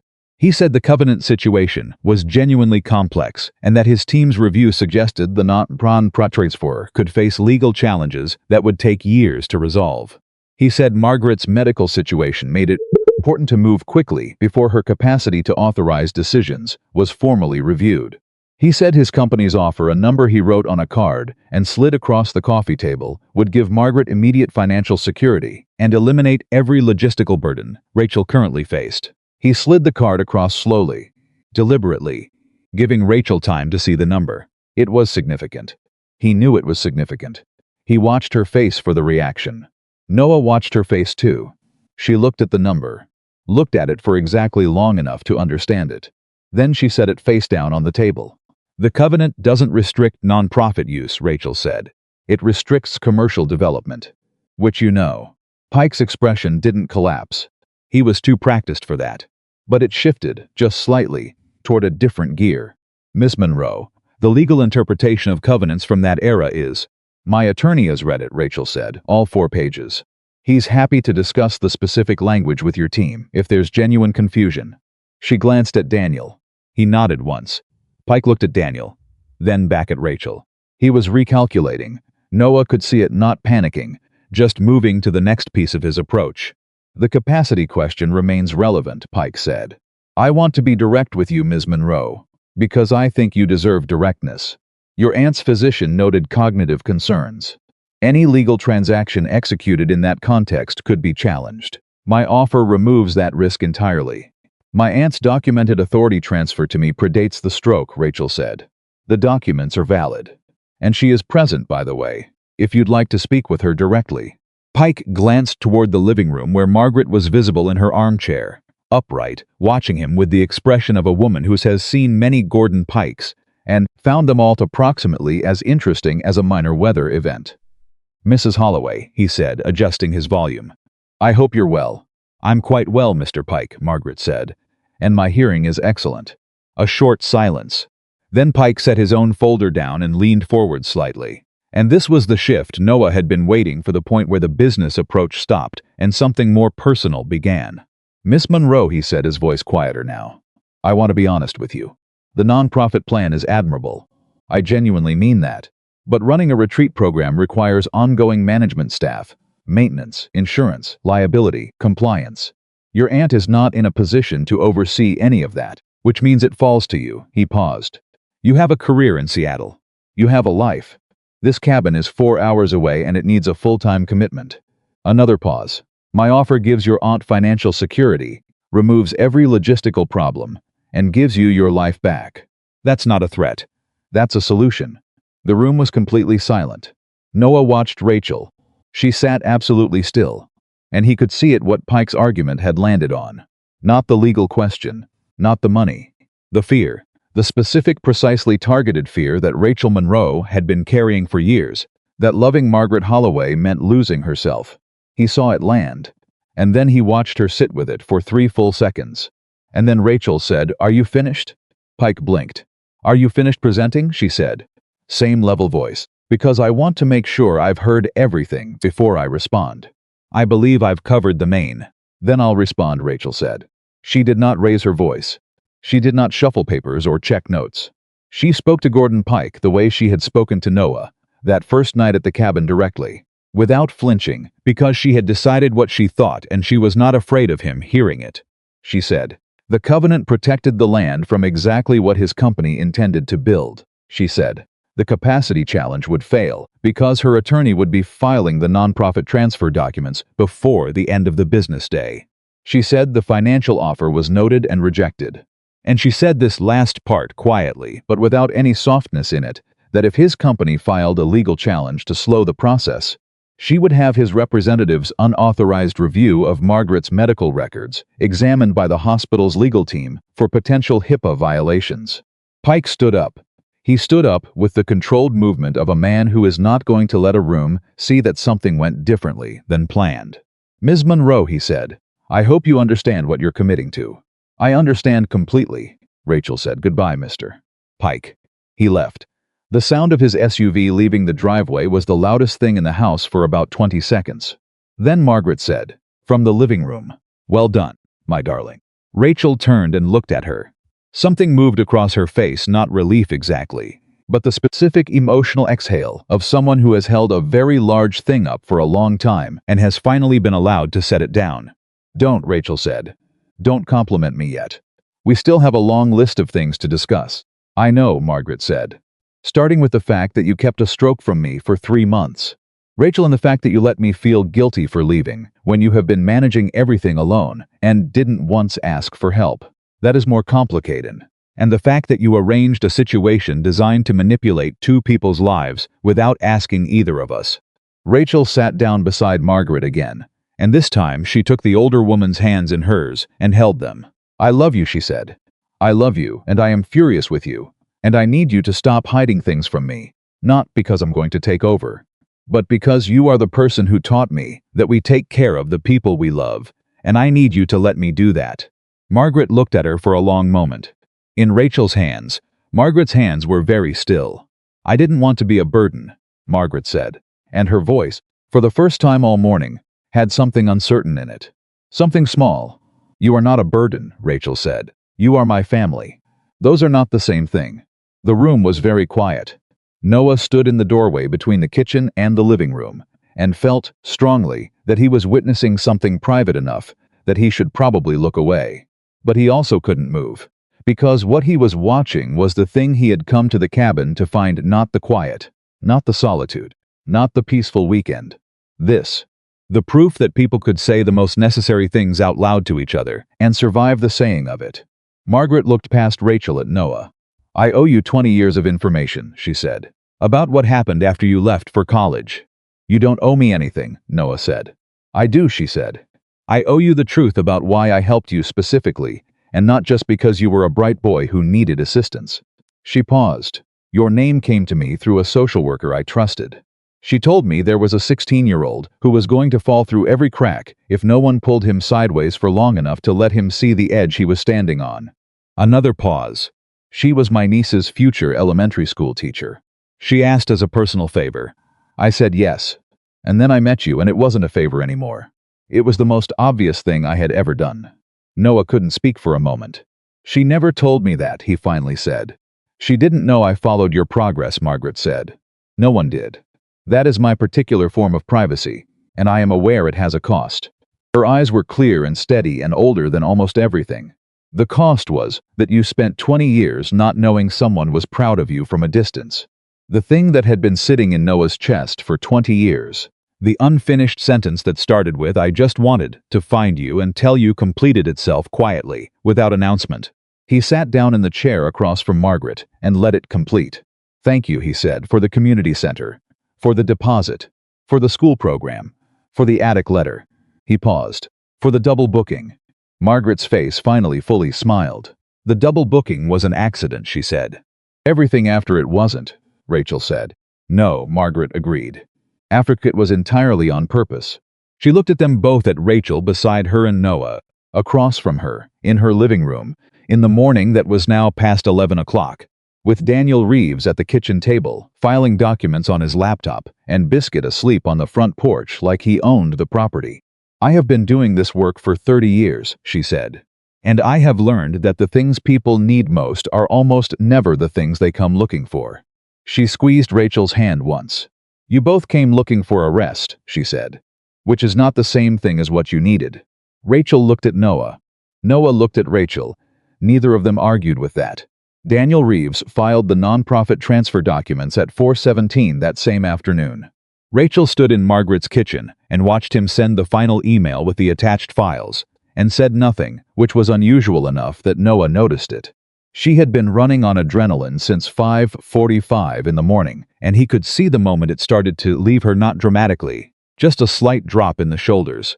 A slowness coming into her hands as she refilled her coffee for the third time. It's done, she said to Daniel. The filing is submitted, Daniel said. Pike can still challenge. But we're on rec first. The covenant language supports the nonprofit use, and the capacity documentation is clean. His window for an easy win just closed. He closed his laptop. I'll need a few days to draft the formal response to his team. But tonight you can breathe. Rachel nodded. She did not look like a person who was breathing yet. Margaret was asleep in the armchair in the living room, which she would deny emphatically when she woke up. She had been awake since before dawn and had spent the morning in more confrontation than a 79-year-old woman recovering from a stroke should reasonably manage in one sitting, and her body had made the executive decision, regardless of what she intended. Noah sat on the arm of the sofa near her and watched her sleep and thought about what she had said that morning. The things people need most are almost never the things they come looking for. He had been a guidance counselor for 9 years. He had said approximately the same thing to his students dozens of times, in different words, in different configurations, and had apparently not managed to apply it to himself once. Rachel came and stood beside him. She was looking at Margaret, too. "She's going to be impossible about the care plan," Rachel said quietly. "I know," Noah said. "She's going to argue about every single thing I suggest. The nurse visits, the meal deliveries, the occupational therapist. Probably. She's going to call it infantilizing. She's going to be right that some versions of it are," Noah said carefully. Rachel looked at him. He looked back at her steadily, because he meant it, and she deserved to hear it. "I know," Rachel said after a moment. "I know, that's the part I have to get right." She looked back at Margaret. She doesn't need someone to manage her. She needs someone to make it easier for her to manage herself. A pause. "Those are different things, and I keep conflating them." "You just had that clarity 30 seconds ago," Noah said. "Most people take years." "I've had years," Rachel said. "I've just been spending them on the wrong clarity." That was honest enough that he didn't try to improve on it. They left Margaret's house at 6. After Rachel made sure the retired neighbor 2 doors down had a key and Margaret's phone number and instructions for the morning. Margaret woke up when they were putting on their coats and immediately claimed she had only been resting her eyes, and Rachel said she had been asleep for 90 minutes. And Margaret said that was a very different thing from sleep, and Noah said he was going to take the dog for a walk while they finished that conversation. And Biscuit was out the door before Noah had his jacket zipped. The night air was cold and clean. He walked Biscuit down the quiet street and thought about the cabin and the attic and the letter, Gordon Pike's face when Rachel said goodbye to him. He thought about Daniel filing documents on a kitchen table that Margaret had had for probably 40 years. He thought about how much had happened in 60 hours and how different the shape of the next several months looked from the shape of the previous 3 years. He thought about Emily. He did this less now than he used to. Not because he thought about her less, but because thinking about her had slowly changed from something that stopped him to something that moved with him. He thought about the travel fund, about the savings that had been sitting in that account for 3 years, still and protected, and how it felt to spend it. How it had felt, in the days since the auction, to do something with money that had been waiting for the future. The future had arrived. It just hadn't looked like any version he had planned.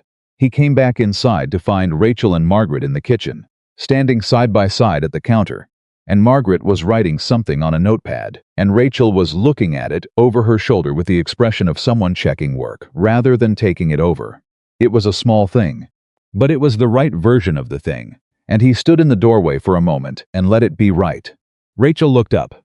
"She made a list," Rachel said, "of everything she's been handling alone for the last year. So I can see what needs actual help and what I'm perfectly capable of managing myself," Margaret said, without looking up from the notepad. "There is a difference."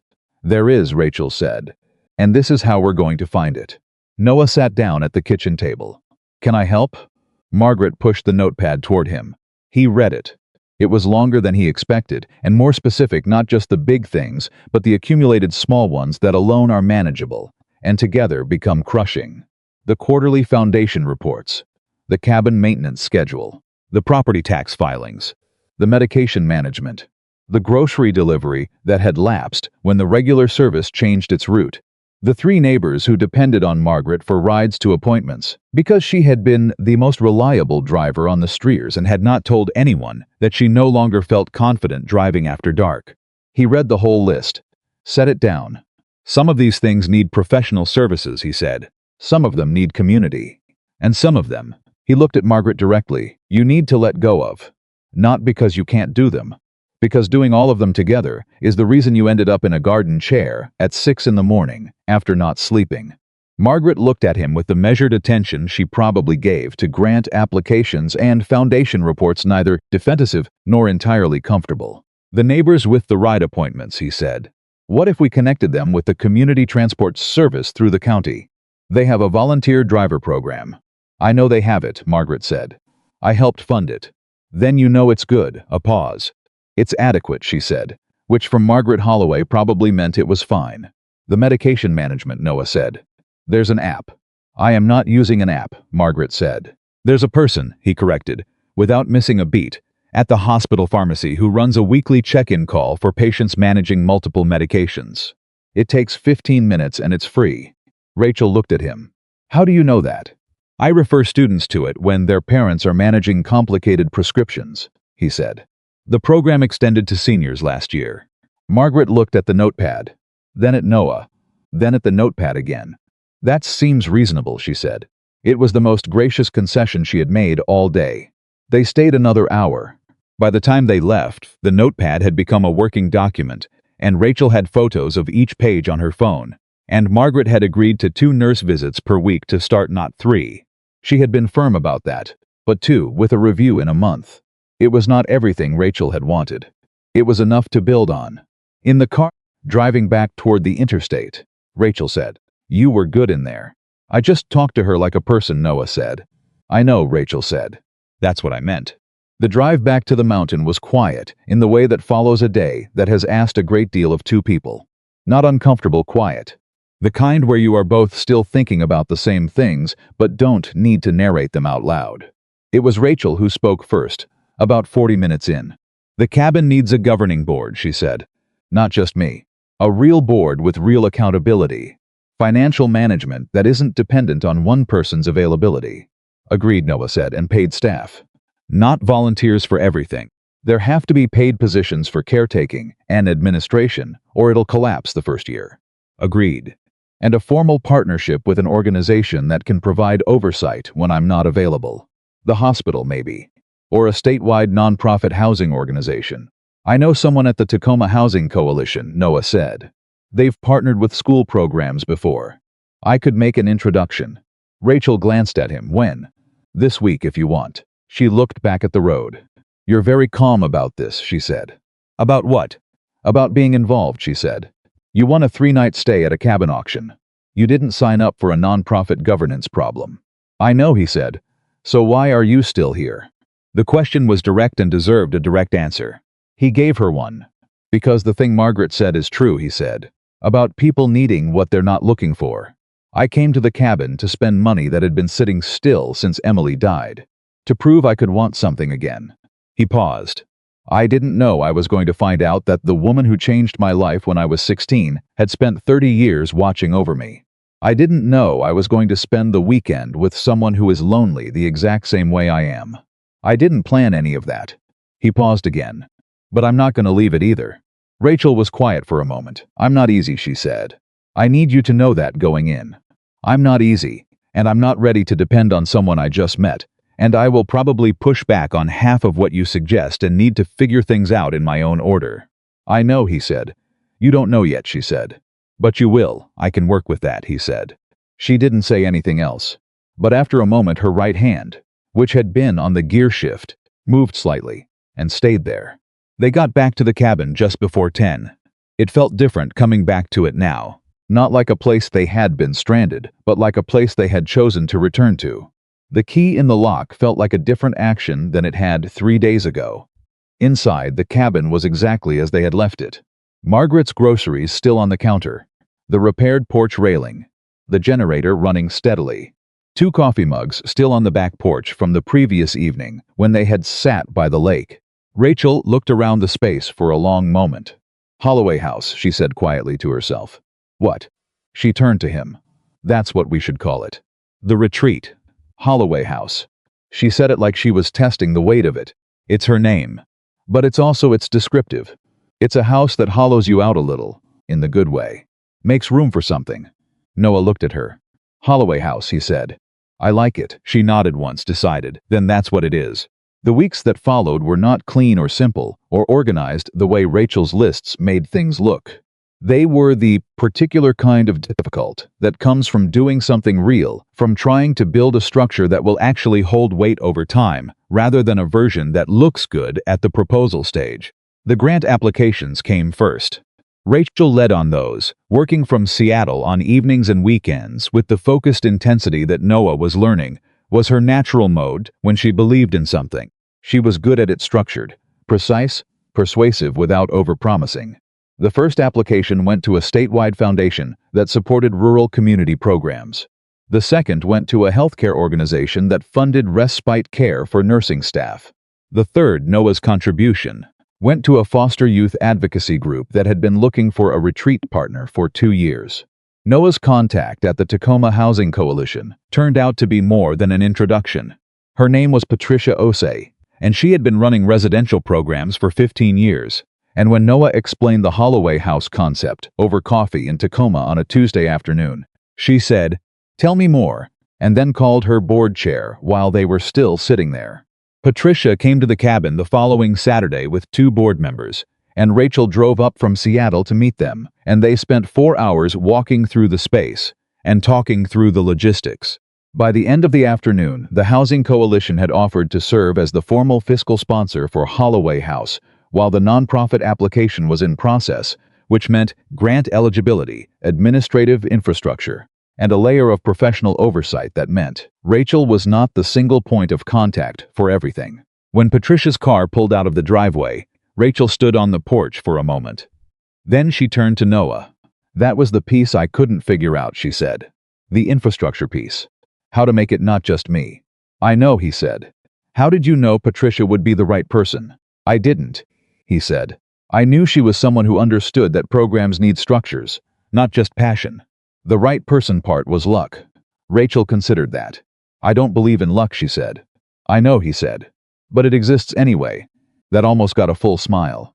2 weeks after the Patricia meeting, Noah drove to a storage facility in Tacoma on a Sunday morning. He had not been inside the unit in 18 months. He had been paying the monthly fee with the same quiet avoidance that characterizes the things we're not ready to face. He stood in front of the unit for about 2 minutes before he opened it. Emily's things were exactly as he had left them. Boxed carefully, labeled in his handwriting from the weeks after the funeral, when he had been operating on a kind of functional numbness that let him pack and label and sort without feeling anything until he was done, and then feeling everything all at once when the door closed. He didn't take everything out. He didn't need to do this all in one day. He took out the box labeled photograph, and the box labeled Emily books, and the flat box labeled Hucultes that he knew contained the one her grandmother had made that he had been intending to hang somewhere for 3 years. He took those 3 boxes and put them in his car and drove home and spent the afternoon putting things in rooms where they belonged. The quilt went on the guest room wall. Not the bedroom, not yet. The guest room. A room other people would see. The books went on the shelf in his living room, mixed in with his own. Not a separate section. His books and her books together, the way they had always been when she was alive. The photographs he went through slowly. He chose 6. He put them in frames. He put the frames in different rooms in different configurations and sat with each arrangement for a while before deciding if it was right. It took most of the afternoon. When he was done, he stood in the middle of his living room and looked at his house. It was the same house it had been that morning. But it had more of him in it now, more of the real version of his life, not the sealed-off version he had been living in. He texted Rachel a photo of the quilt on the wall, without explanation. She replied 3 minutes later, "That's beautiful." "Is that hers?" he replied. "Her grandmother made it. It's been in a box for 3 years," a pause. "Then I'm glad it's on a wall." He set his phone down. He sat in his living room with Emily's books on his shelf, and her quilt visible through the doorway, and thought about how the absence of someone never gets smaller. But the life you build around it can get larger, so the ratio changes. So the absence becomes something you carry inside a life that is large enough to hold it. He had been waiting for the absence to get smaller. It wasn't going to get smaller, but the life was getting larger. And that was the thing he had needed to understand.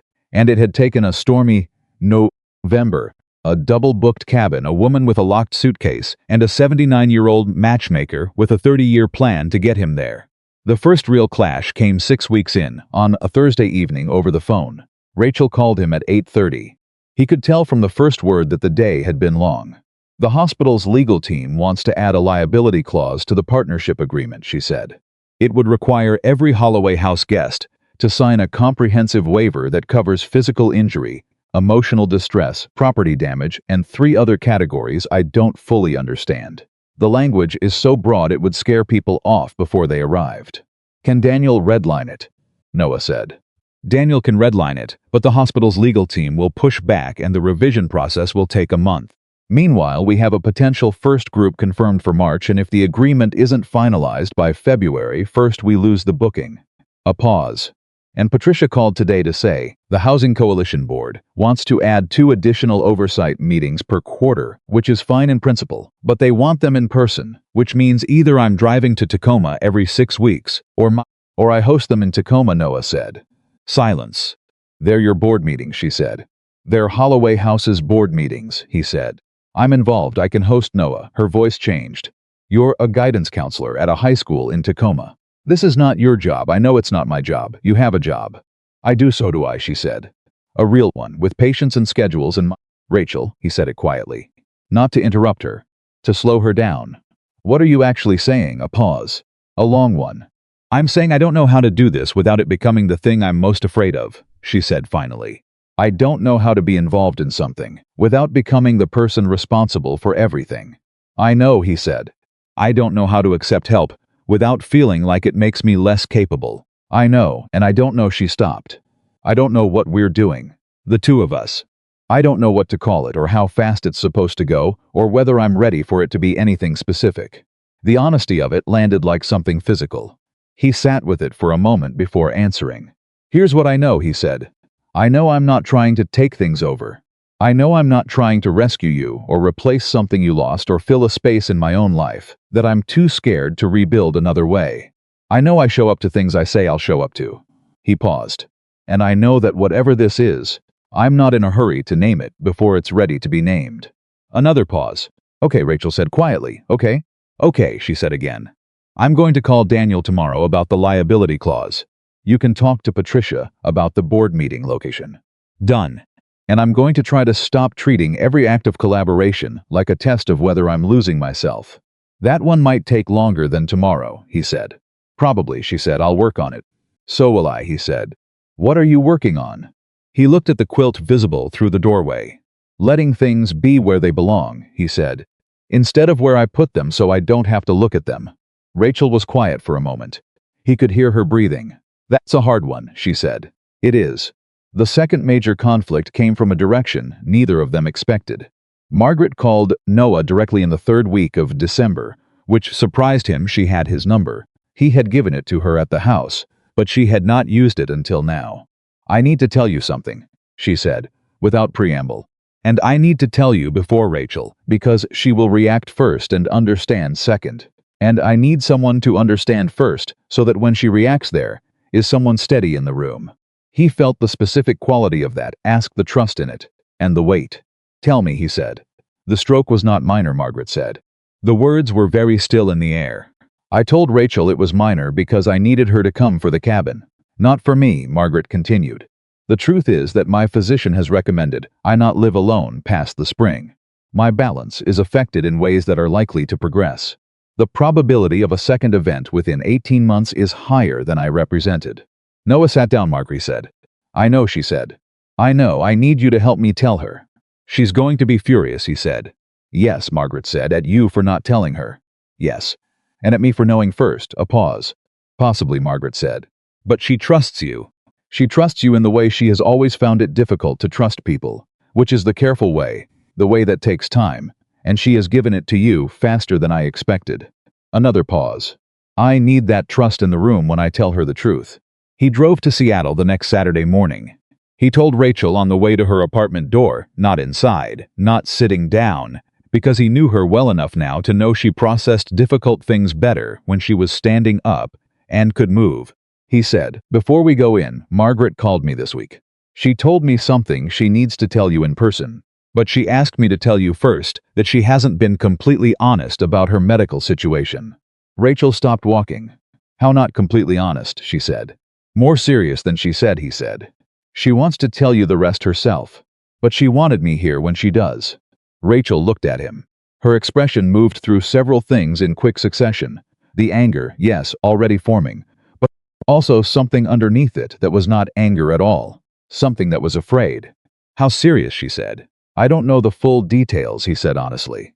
She was clear about that she wants to tell you herself. But she wanted you to have 10 minutes to be angry before you saw her. Rachel breathed in through her nose, out through her mouth, looked at the sidewalk for a moment. She called you, Rachel said. She called you specifically to prepare me. Yes, because she knew I'd take it better. Because she knew you'd take it more completely, he said. Not better. More completely, with more room for what comes after the anger. Rachel looked at him for a long moment. She's matchmaking again, Rachel said. Not angry, just tired and slightly rueful. Even now. Even in this, I think she's asking for help, Noah said quietly. In the only way she knows how, which is sideways. Something shifted in Rachel's face. The anger was still there, but it had rearranged itself into something she was holding rather than being held by. Okay, she said. Okay. They drove to Margaret's together, and Margaret told Rachel everything, the full medical picture, the physician's recommendation, the timeline, the probabilities. Rachel listened without interrupting, which Noah could see cost her something. When Margaret was done, Rachel was quiet for a moment. Then she said, "We're going to need to talk about housing options." "I know," Margaret said. "Real options," Rachel said. "Not the ones where you convince yourself you're fine until you're not." "I know," Margaret said again. And this time her voice was the voice of a woman who has finally, after a very long time, stopped pretending she can do the next part alone. Rachel reached over and held Margaret's hand. Held it the way you hold something you are afraid of losing, and are also done pretending you're not afraid of losing. "We're going to figure this out," Rachel said. "Together. Without anyone hiding anything. That will be a significant change for me," Margaret said. "I know," Rachel said. "I'm going to need you to try anyway." Margaret looked at Noah. He gave her a small nod. She looked back at Rachel. "I will try," she said. It was the yielding thing he had ever heard her say. It was probably the most yielding thing she had said in 79 years, and he understood exactly how much it cost her, and he thought, that is what courage actually looks like. Not the big version. Not the dramatic version. The small, daily, humiliating, necessary version, where you say I need help to the people who love you, and you let them love you back. He had been learning that version himself for the last 2 months. He was still learning it. On the drive back to Tacoma that evening, he thought about the cabin, about Holloway House and what it was going to become, about the first guests who would come in March, the exhausted people, the caregivers, the teachers and foster families, and nurses who needed 36 hours somewhere quiet where someone had thought about what they needed before they arrived. He thought about what it would feel like to give that to people. Not to rescue them, just to give them the space to breathe. He thought about Emily. He always thought about Emily. But tonight the thinking felt like the right kind, the kind where she was part of the story of how he got here, not a locked door he couldn't go past. He was going to call his sister when he got home. He was going to tell her about the cabin and Margaret and Rachel and the nonprofit and the stored boxes he had unpacked. He was going to let her say "I told you so," which she was absolutely going to say, and he was going to agree that yes, she had told him so, and it was going to be fine. He was going to be fine. Not because everything was solved, it wasn't. Not because everything was certain, it wasn't that either. But because he had stopped treating fine as the goal. Fine was the floor, not the ceiling. He was going somewhere above fine now, in the direction of something that had a more specific name. And he was going there carefully, in his own time, with a woman who was also going there carefully, in her own time, and they were both going in the same direction. That was enough. For now, that was exactly enough.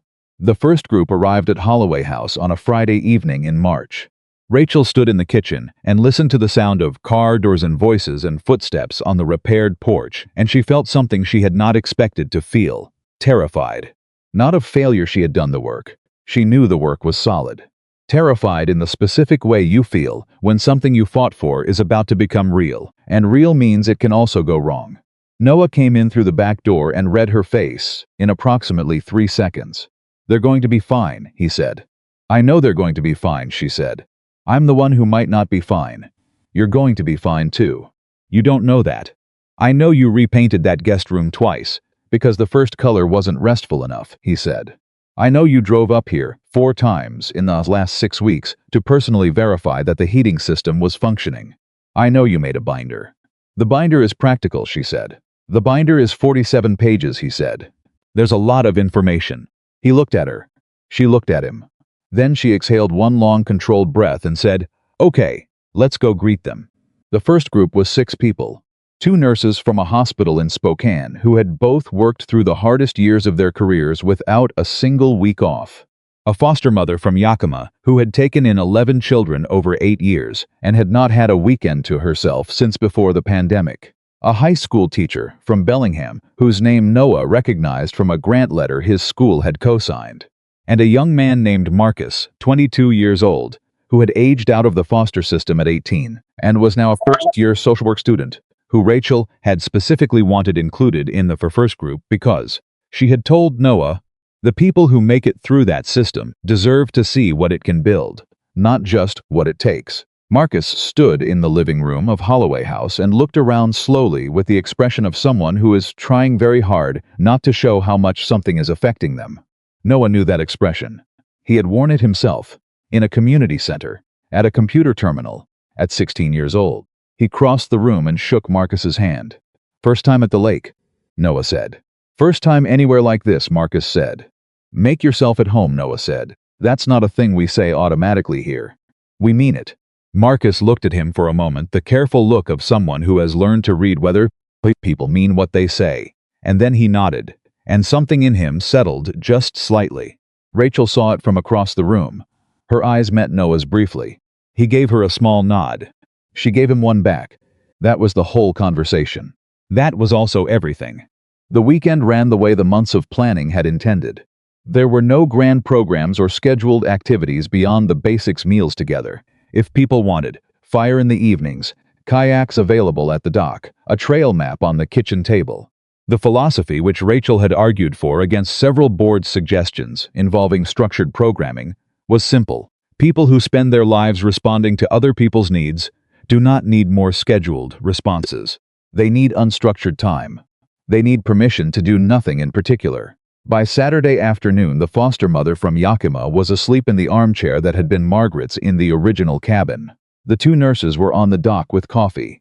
The teacher had disappeared into the attic with a book and had not come down for 3 hours.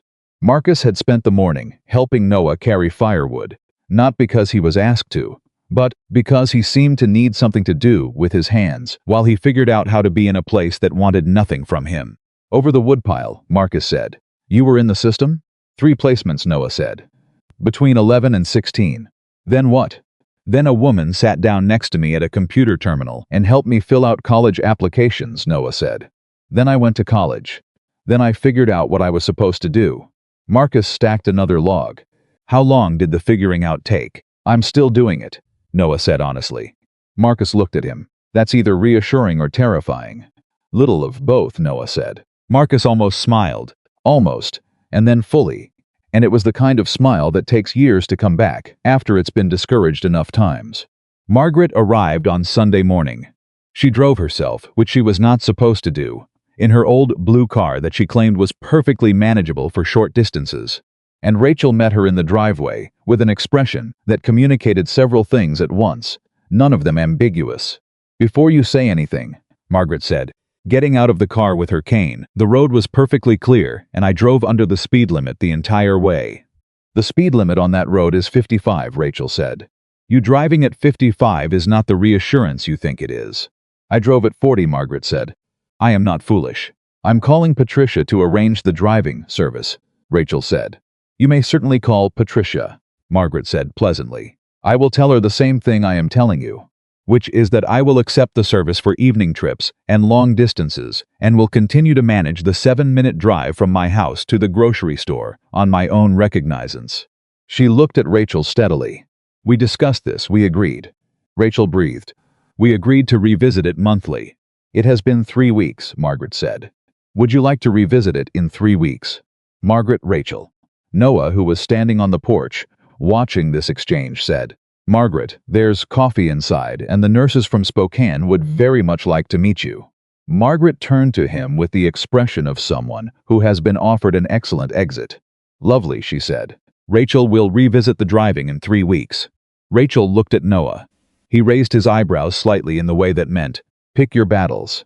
She narrowed her eyes in the way that meant, I know.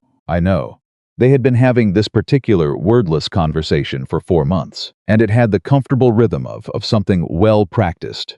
Inside, Margaret moved through the space with the particular attention of someone seeing a beloved place remade into something new. She touched the doorframe of the kitchen, looked at the repaired porch railing through the back window, ran her hand along the mantelpiece, where a framed photograph now sat, the original cabin photograph from the auction listing, the one Noah had bid on, framed and hung because Rachel said, "This is where it started. It should be on the wall." She stopped in front of it for a long moment. Then she said quietly, to the room and to no one in particular, "Good. Just that. Good, the way you say it when a thing has become what it was supposed to be." The charity auction was held 11 months after the first weekend. November again, cold and clear, back at the same Tacoma Community Center where it had all started. Rachel had organized it.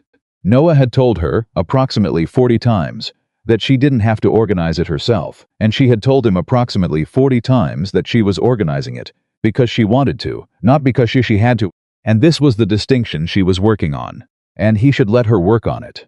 He let her work on it. The event was larger than the previous year.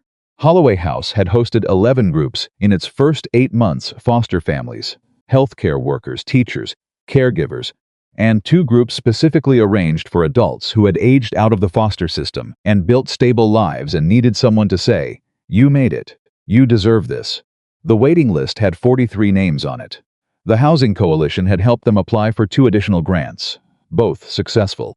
Daniel Reeves had become something close to a pro bono legal advisor after attending one board meeting and deciding, in his words, that this was the kind of work he had become a lawyer to do. Gordon Pike had filed a legal challenge in January. It had been resolved by April. The covenant language was unambiguous, Daniel said, in the satisfied tone of a man who had been right about something he cared about. Pike had not been heard from since. Margaret arrived at the auction, a purple dress and the cane she still loudly described as temporary, accompanied by the retired nurse who Tao visited 3 times a week and had become, over the course of 6 months, something closer to a friend than an aide, which had been Rachel's quiet intention from the beginning, and which she had not told Margaret, because some things you arrange and then let become what they become. Margaret took her seat in the front row, like someone who has earned the front row and knows it. The auction proceeded through its items with the cheerful energy of a crowd that has come to give money to something they believe in. Noah sat beside Rachel in the second row and watched the room and thought about the previous November, when he had sat in a folding chair very much like this one and raised his hand for a cabin he had never seen because a photograph made him feel something he hadn't felt in years. He had been trying to spend something that belonged to the future. He hadn't known yet how much future there was. The auctioneer reached the final item. "And our last item of the evening," she said, "is another private weekend at Holloway House Cabin, Lake Chelan. 3 nights, exclusive access, donated by the Holloway Family Foundation. We'll start bidding at $500. Noah raised his paddle. Rachel immediately raised hers. The room laughed because several people in the room knew the story by now, and several more had just caught up fast enough to understand what they were watching. Noah bid $600, Rachel bid $750, Noah bid $900. Rachel bid $1,100, and the look she gave him when she did it was the look of a woman who is completely serious and also deeply enjoying herself. Noah bid $1,300, Rachel bid $1,500. Someone in the back row bid $1,600, a stranger who had not gotten the memo, and Rachel turned and looked at them with polite, absolute finality, and they did not bid again. Noah bid $1,700. Rachel bid $2,000 and turned to face him directly, paddle up, chin slightly raised, with the specific energy of someone who has decided how this ends. He looked at her. He looked at the paddle. He looked at the room, which was very quiet now, in the particular way a room gets quiet when it's watching something that's actually happening, not performed. He lowered his paddle. The room erupted. The auctioneer, laughing, said sold to the woman in the second row for $2,000. Rachel stood up, turned to face the room, and said the $2,000, plus an additional $800 collected from Holloway House guests over the past 3 months, will fund a free weekend for a group of unpaid family caregivers currently on our waiting list. She held up an envelope. "The cabin is already booked. The people who need it will have it. Thank you." The applause lasted longer than for any other item. Margaret in the front row did not applaud.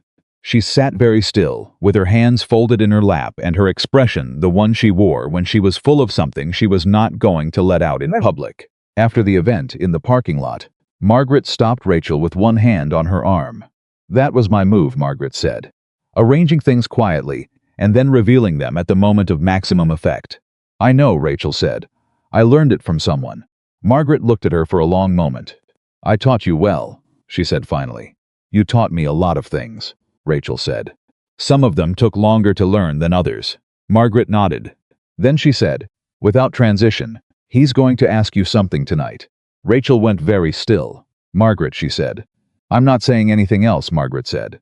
"I simply want you to know that I am aware it is happening, so that when it does, you understand that the man cleared it with me first, which I thought was appropriate given the circumstances, and which I found very moving. Not that I told him that." Rachel stared at her. "He asked your permission?" Rachel said. "He asked my opinion," Margaret said. "He is thoughtful enough to know those are different things." "I gave it freely." She patted Rachel's arm. "Go find him." Noah was at the dock. Rachel found him standing there with his hands in his jacket pockets, looking at the lake, which was dark and still, and caught the light from the community center windows in long moving strips. She came and stood beside him. "Margaret told you," he said, without turning. "Margaret cannot keep a secret," Rachel said. "Margaret kept 30 years of secrets." "Margaret keeps secrets about other people," Rachel said. "She has never once successfully kept a secret about herself." She paused. "Or apparently about you." He turned to face her then. He looked the way he had looked that first night at the cabin, like someone standing at the edge of something, not sure whether to move forward, but having already decided that going back was not the right direction anymore. "I had a speech," he said. "You don't need a speech," she said. "I know. But I wrote it anyway. Because that's how I do things. I write it down first so I know what I actually think." "What did it say?" He put his hands back in his pockets, looked at her directly. "It said that I came to this dock a year ago with 2 mugs of coffee and the beginning of something I didn't have a name for yet. It said that in the last year I have argued with you about 17 things and been wrong about 6 of them and right about 4, and uncertain about the rest, and that all of it, the arguments, the uncertainty, the being wrong has been the best year I have had since Emily died." He paused. "It said that I am not asking you to take care of me, and I'm not offering to take care of you, because we have both spent enough of our lives in that pattern to know it only goes one direction for a while, before it breaks. I'm asking you to build something with me, the way we built Holloway House. Slowly, with arguments, with a governing board, and proper financial management, and the understanding that neither of us has to carry the whole thing alone." Rachel looked at him. "That's a very practical proposal," she said. "I also love you," he said. "I didn't include that in the written version because it felt like it deserved to be said out loud." Something moved through Rachel Monroe's face, not the quick controlled processing she usually did, but something slower and more complete, like a house opening its windows after a long time closed. "I love you too," she said. "For the record." He reached into his jacket pocket and took out a ring. It was simple, a narrow band with a single stone. Nothing dramatic. The kind of thing chosen by someone who pays attention to what a person actually wears and what they don't. "I know you'll want to think about it," he said. "I know you'll want to make a list of considerations, and talk to Margaret and probably have a conversation with Patricia about logistical implications." "I don't need to make a list," she said. "No? I've been making the list for 4 months," she said. "It's been in my head since approximately the Thursday after you called Daniel about the liability clause, without being asked."